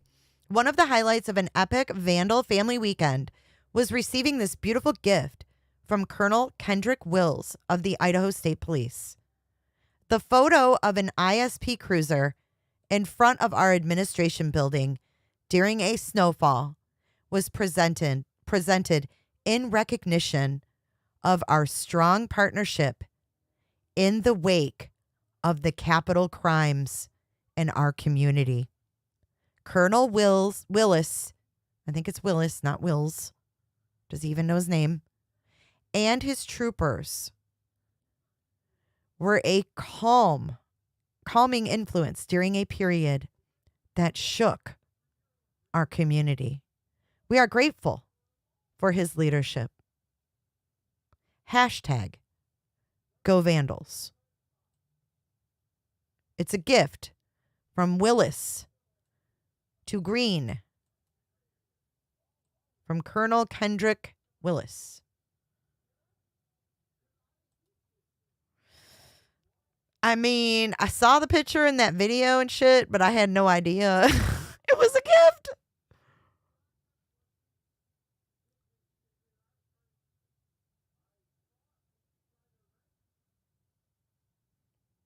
Willis was at the press conferences, remember?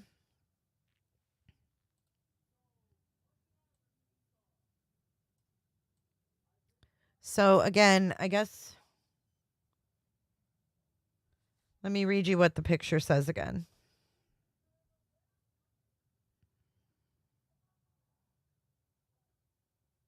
Oh, and here's the tweet from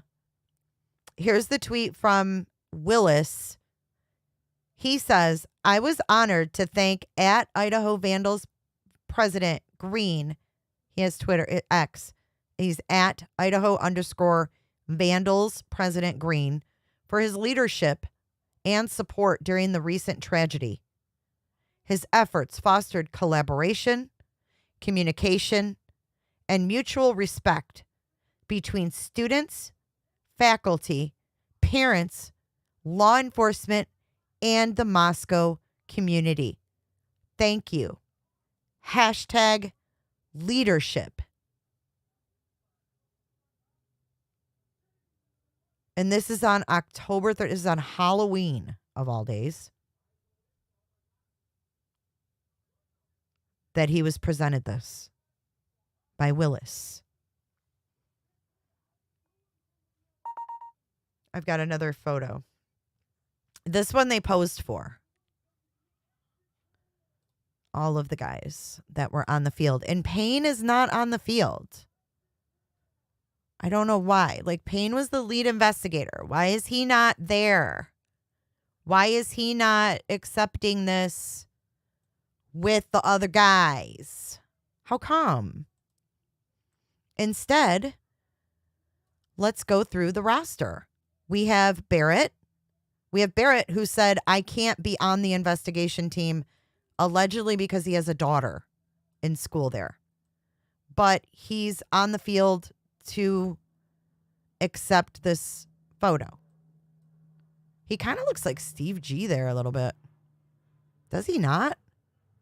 Damn. And then this guy next to him, I don't know who he is, but he's Idaho State Police.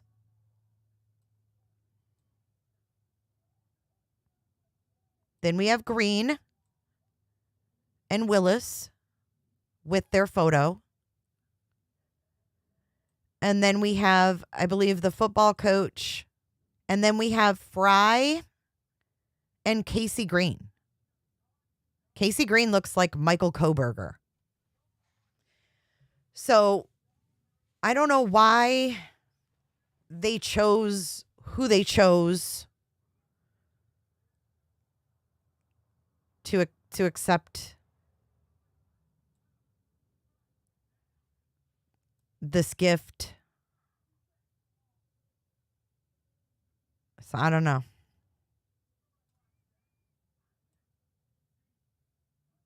But that is the photo. That is the photo I found in that video. I know. I bet Fry doesn't really have a spine. But how many of these guys? Oh, he is Wills? Thank you, Kimmy. Are all of these guys UI alums? I would be curious to know. They probably brought all the UI alums out to accept, I bet you. But where is Fry or Payne?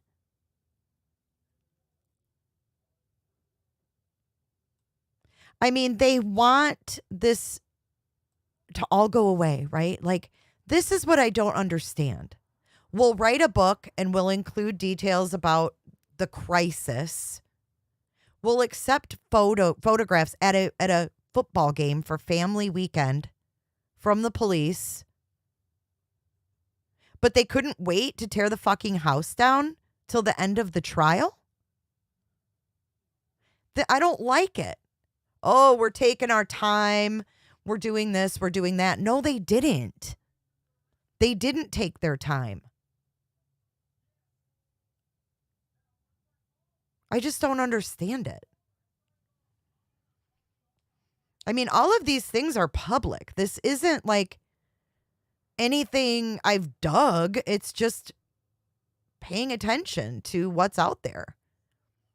Like, none of this is secrets, but it's quite shocking to see. It's weird because they're being like praised for doing so well, but you have the Gonsalves family saying we had no fucking communication. They didn't ask our opinion. Are you kidding me? So why is Wills making it sound like everything was hunky-dory? Fine and dandy, as Sarah Boone says.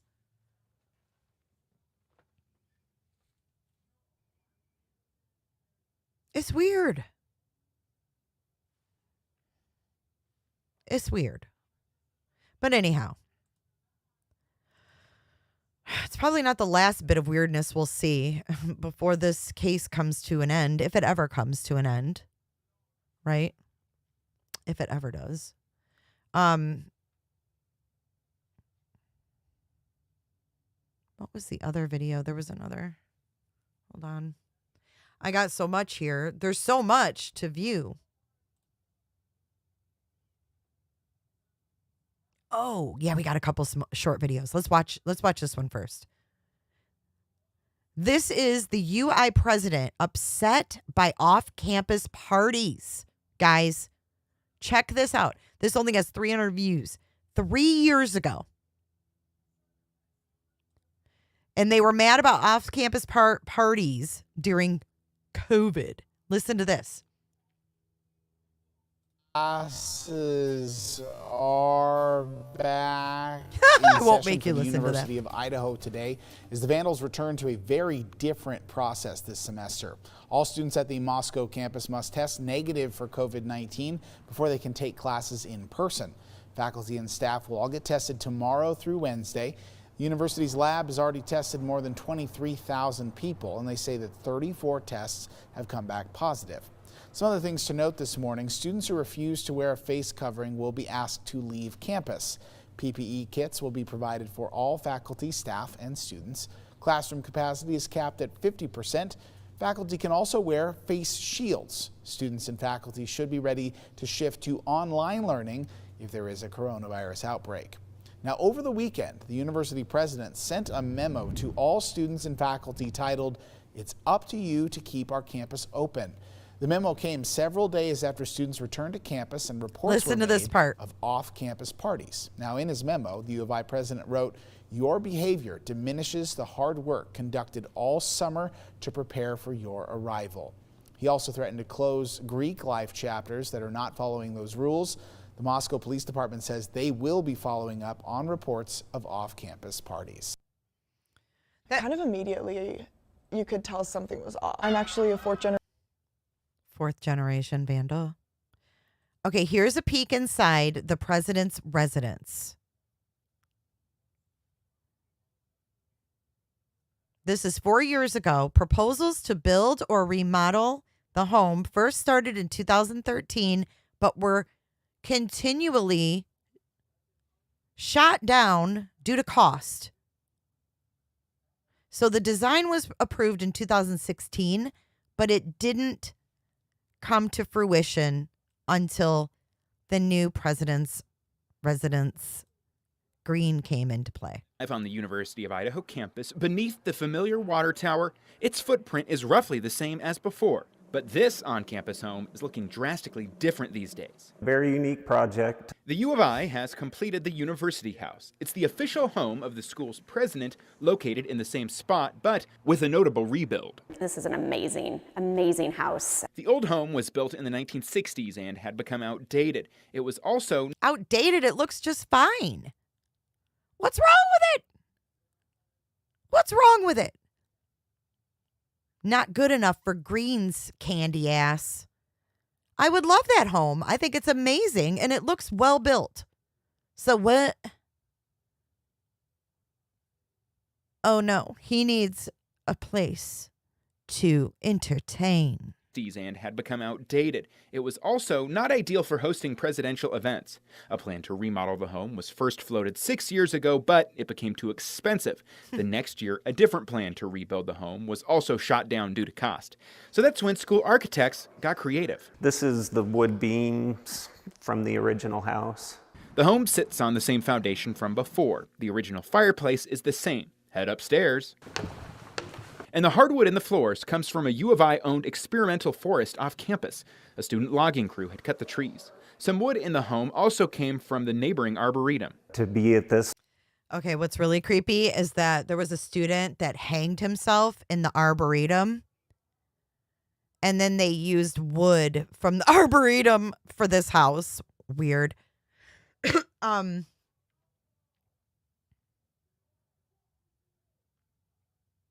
But this, like I said, this didn't come to fruition until Green was coming. they remodeled and basically tore that house down for him. Yeah, what's an experimental forest? I have no idea, guys. I'm telling you, it's weird shit. It's weird. I know.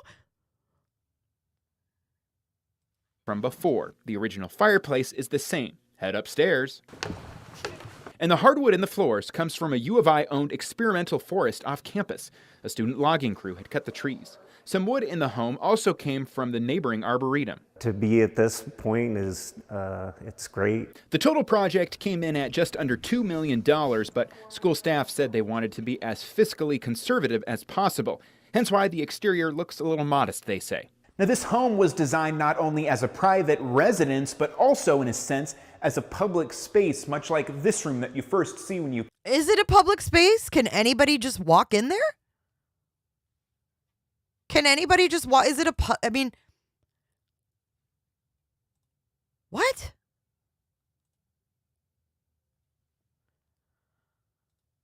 You come in, it's designed to have several people and host events. The rebuild comes amidst the school's search for a new president, too. Of course, we want to attract a great president.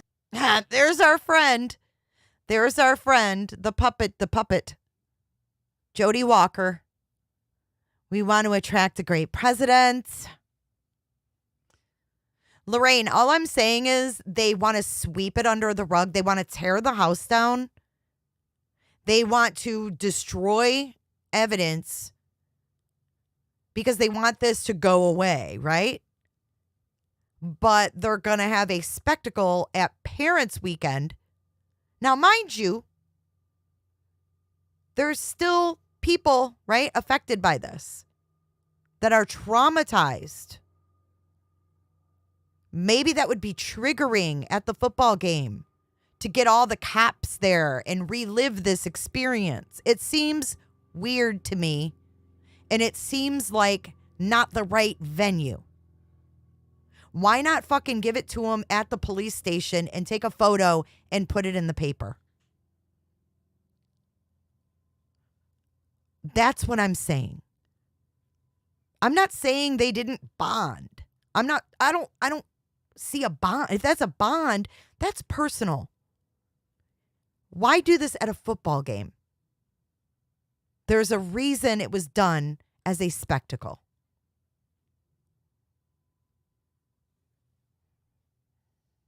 President, too. Of course, we want to attract a great president, but also to have that space where the community and the university can come together. The construction also served as first-hand learning experience for art and architecture students on campus, and it followed design practices taught in classrooms not far away. So the President's House is the university's signature home. It's not only a place for the president to live, but it's a place where the president can entertain. In Moscow, Taylor Vito, Cram 2 News. How often does he entertain there, I wonder? This morning, classes are back in session for the university. How often does he entertain there?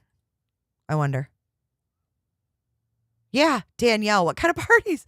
Right. I thought that was an interesting thing. I've got two more for you guys. I'll only hold you here for a little bit longer. But I didn't realize that UI, and let me know if you guys know this already. UI is educating inmates with degrees, giving them UI degrees out of prison. And there's students that are working alongside the inmates. Does this sound normal? I don't know. I'm not, I don't know a whole lot about universities. So this might be common practice. I don't know. But this video was made 3 years ago after. So I think it's safe to say that crime is a considerable problem in this country. I suspect that the majority of you have been victims of crime. Many of you more than once. So in response to this issue, so I think it's... Okay. So this was 3 years ago, a month ago. The power of possibility in prison, finding potential in unlikely places. Pop Talks 2023. This is 1 month ago. This is on UI's website. Criminologist Ami Hodwitz explores the impact of mass incarceration in the U.S. and the role of education in prison reform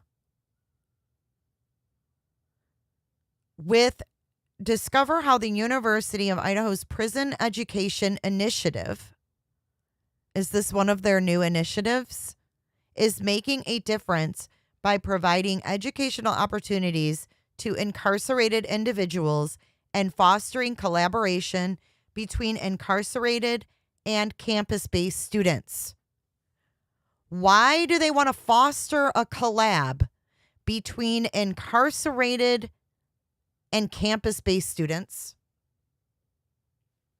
What? Huh? It's weird. Learn how education can be a powerful tool for rehabilitation and change the criminal justice system. Hodwitz's speech won the 2023 Power of Possibility competition. All right, so this is 4 minutes long. I'm going to let you guys listen to it. It's safe to say that crime is a considerable problem in this country. I suspect that the majority of you have been victims of crime, many of you more than once. So in response to this issue, state and federal governments pour resources and funds into the criminal justice system, with the lion's share going to prisons. Mull this over. We only have 5% of the world's population, but 25% of the world's prisoners. And of all, offering education in prison can cut reoffending rates nearly in half. And the more advanced the education, the lower these rates get. And the same applies to victimization rates and to government spending. So it's a win-win on all fronts. This seems like a relatively simple solution, but unfortunately it's not. In the 1990s, the federal government repealed Pell funding for incarcerated students. Pell grants are federal grants that are available to low-income students across the nation. But when they were revoked for incarcerated students, it reduced prison-based college programs by 99% within the first 3 years. Now, 3 decades later, the federal government has begun questioning whether this was a here's the Prison Education Initiative. Program that seeks to provide educational opportunities to incarcerated communities. It took a lot of elbow grease, but in 2022, we welcomed our first cohort of incarcerated students. Okay, here we go. So in 2022, they welcomed their first group of incarcerated students. Now in its second year, the program continues to grow. The students are excelling at their coursework, and more students are joining the program each semester. In addition, we're actually expanding to a third Boise-based prison, the largest in Idaho, so that this opportunity is available to even more incarcerated Idahoans. That said, the Prison Education Initiative isn't only for incarcerated students.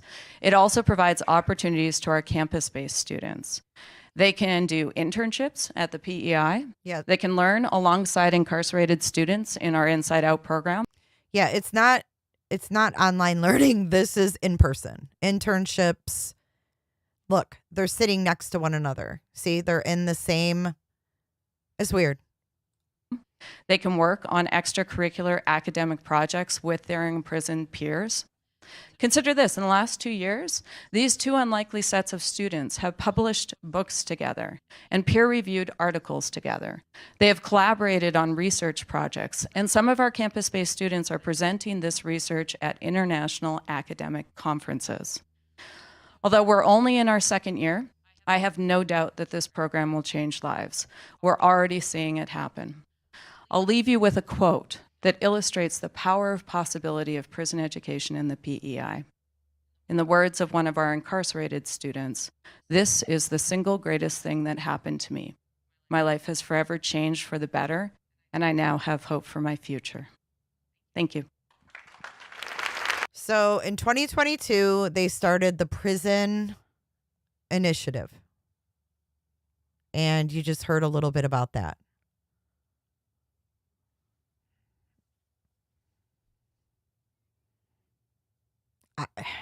You know they get government money for that. But like,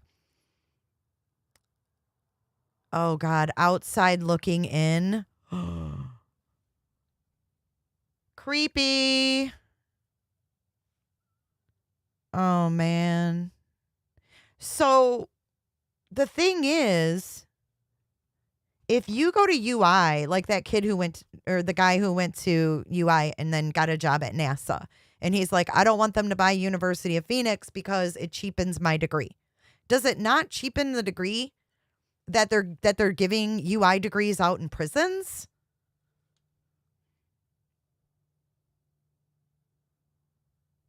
You know what I mean?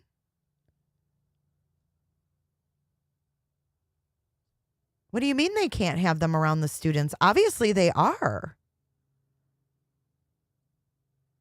That's what I don't understand. I didn't know there was a prison initiative. I saw this on their YouTube channel and I was like, what?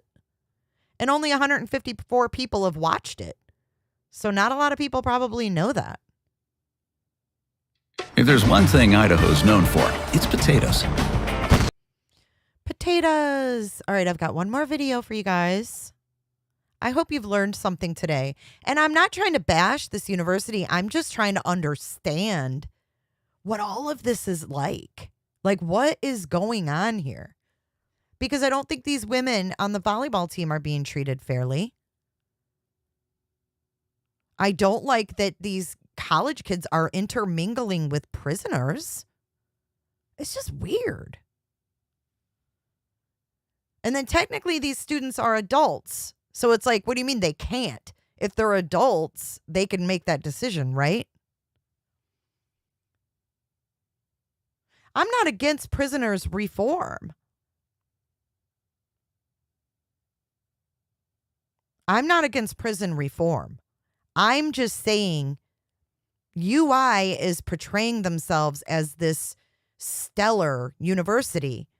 How stellar is your degree when people that come out of prison have a UI degree? And now we have University of Phoenix muddying the waters even more. But Green's doing all of this in the name of money. You know? So he's pretty much taken their, I think he's tarnishing their reputation with all these initiatives. And like that alum was concerned about what his degree would look like. Whoops. The convicted felon who... That is Judge Judy, y'all. She is going to weigh in on the guy who jumped over the judge's bench. But that's our going out video. We have one more.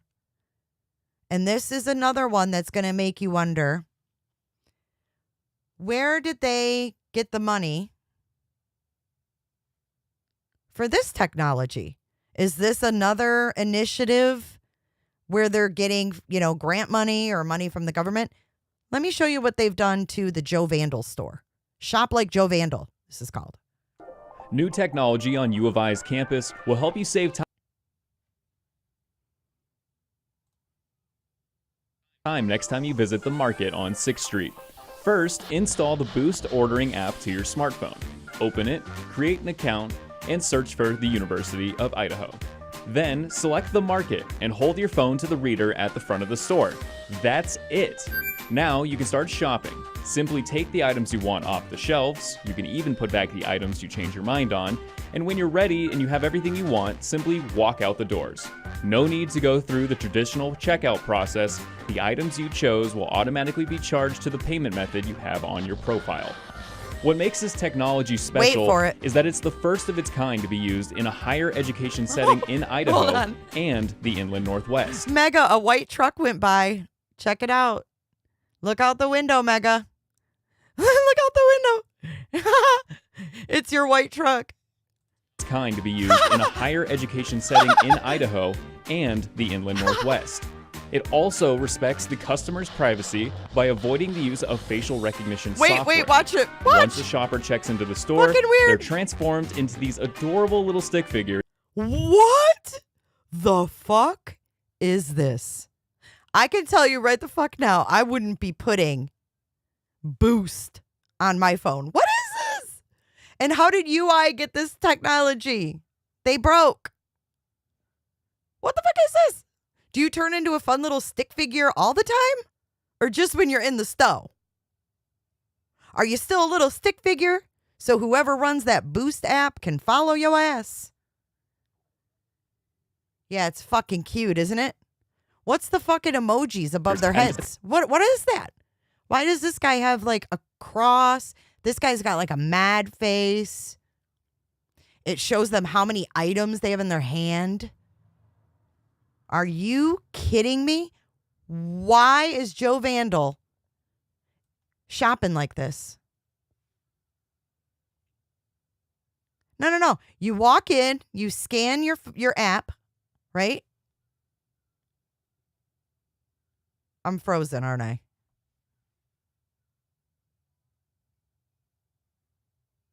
Am I froze? The shopper checks into the My camera froze. The guy has a black mask. Can you guys hear me? Let me know if you guys can hear me because my camera's froze. Oh, my stupid computer is lagging.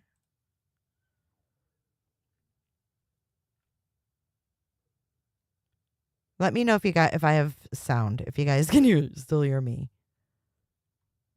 Hello. Okay. I know my camera's frozen. Okay, I'm gonna just turn off my camera then, because I'm lagging.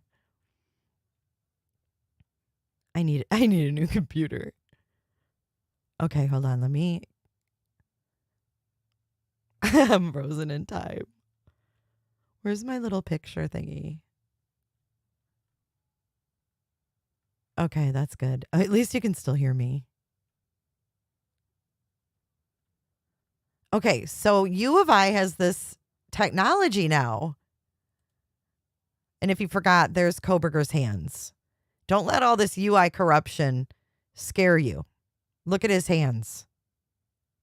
Just when you start to doubt, did Brian Koberger really do it? Was Brian Koberger really involved?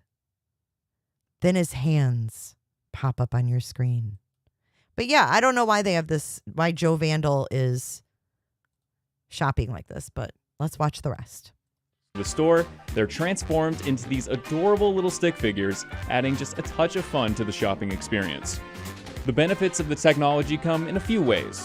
First, it's time-saving. No more waiting in long checkout lines just to buy a few items. It's also convenient. You get to shop at your own pace, grabbing and replacing items as you please. Payment is effortless. Can't you always grab things and put them back as you please when you shop? Processed as you leave, eliminating the need for traditional payment methods. It also offers a cutting-edge experience to be part of a future of retail by enjoying this innovative shopping technology. And with enhanced privacy, you can rest easy knowing that the system prioritizes your privacy and security. Now, do your little happy dance and get shopping. Go Vandals. But where did they get this technology? And, I mean, who paid for that? Why did they need this technology? There's got to be more to shit like this. The market is completely touchless and checkout shopping experience. The University of Idaho is the first to offer this technology in the state of Idaho. Dine on campus. Boost. They're the first in Idaho. China. Lorraine, it does cheapen it. It does cheapen it for people.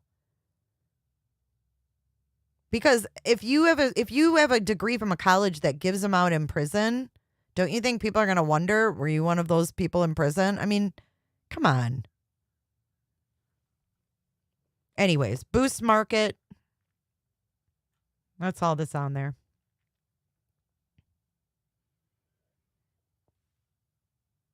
Isn't that crazy? I mean, why did they need it, though? They're trying to make it sound exciting. They want people to buy this shit. They want people to be excited about what they're doing, you know? Oh, we have one more. I forgot to show this one. This is the Healing Garden. I forgot. Well, we're learning more about the Vandal Healing Garden and memorial to honor the 4 University of Idaho victims. In a letter on Friday, University President Scott Green said that the site is tentatively planned for the north of the Arboretum and east of the physical education building on campus. President Green says that the Vandal family has raised more than $220,000 to fund this project. $220,000, and this is 2 months ago. The Vandal family has raised $220,000. He also highlighted university architecture and landscaping students' dedication to creating this project to honor Xana Kernodle, Ethan Chapin, Madison Mogan, and Kaylee Gonzalez. A police search tonight for a pair of thieves.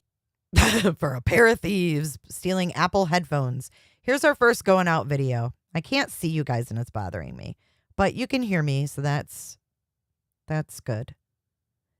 There's a lot more where, you know, this stuff comes from, but I can only squeeze so much into one show. But here is one of our going out videos. These guys are on motorcycles, but check this out. On mopeds and city bikes in Queens and Manhattan. Police believe the two are responsible for at least 20 robberies. A police search. They make it sound like this is all freaking, you know, crazy and dangerous. Watch, bike bandit robberies. For a pair of thieves on mopeds and city bikes in Queens and Manhattan. Police believe the two are responsible for at least 20 robberies. In 19 of them, the suspects snatched Apple headphones off unsuspecting victims' heads. What? Okay, first of all, aren't those like AirPods now? And if not, are they talking about the damn ones that plug in that no one uses? What? This is 1 day ago. Look at these. I can't even believe this is on fucking the news. In the other robbery, the two suspects stole someone's motorcycle. That motorcycle robbery happened back in September in Forest Hills, Queens. 15 of the 19 headphone robberies occurred in Queens. The other 4 in Manhattan as recently as January 11th. Apple headphones. I was like, what? I thought that was kind of silly. All right, here is our final video. Oh, I always wanted a spree moped, and I never got one. I always wanted a spree. I still want to get a moped. People ride them all over down here in Florida. All right, so this is our last video before we wrap up Monday. Tomorrow, you guys, we're starting the Crumbly trial. Ethan Crumbly's parents. Tomorrow morning, I'll be live at 8:30. And I'm going to be streaming this daily. I got to get the event up. I've got to get that up. But tomorrow morning, 8:30 a.m., the Michigan school shooter parents trial. We've never seen parents charged in a school shooting. And they're facing 15 years for involuntary manslaughter. So this is our last video. And this is Judge Judy weighing in on the viral video of the judge being attacked in that courtroom. And the judge had chunks of her hair pulled out. Jennifer loves horses. Judge Judy. The convicted felon who just recently attacked a judge in Clark County. I saw the video. Insane. What are your thoughts on that? I was actually shocked that this defendant managed to get as far as he did without somebody shooting him. But it probably happened in a second. So fast. That they, you know, once he was there, there were too many people. But I was actually shocked that somebody managed to get as close to her and on top of her. I dealt in the family court with some issues that were at least as profound as being jail sentenced. Terminating parental rights, abuse of children. And there is always that risk that somebody will act out, and you just have to hope that you have support staff that will get there before they get to you. I mean, he had like perfect He was like a projectile. Yes. He was like a projectile. And that kind of anger.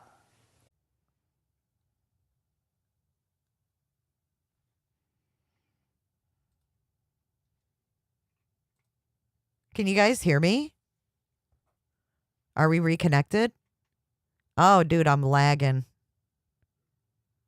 All right. You guys can probably hear me again, but I'm going to run our credits before we get shit canned here. Yeah, I don't know what's going on. I'm lagging bad. Thank you for joining this Monday Live. We're going to roll our credits and dance it out. I'll see you guys tomorrow morning, 8:30 a.m. Where do you think you're going? Nobody's leaving. Nobody's walking out on this fun, old-fashioned family Christmas. No, no, we're all in this together.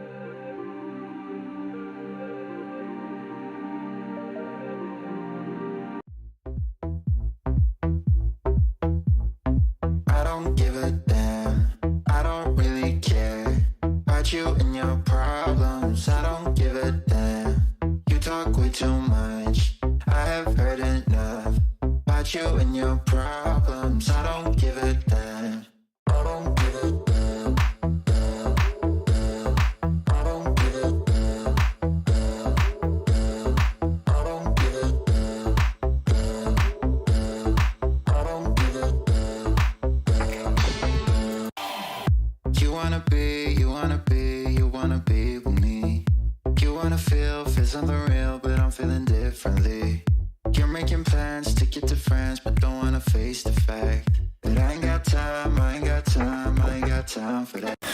Staying up late, sleeping all day, dreaming about Cadillacs. Don't want Jennifer. I know shoes, hi Jennifer. Sipping on Coke and Jack.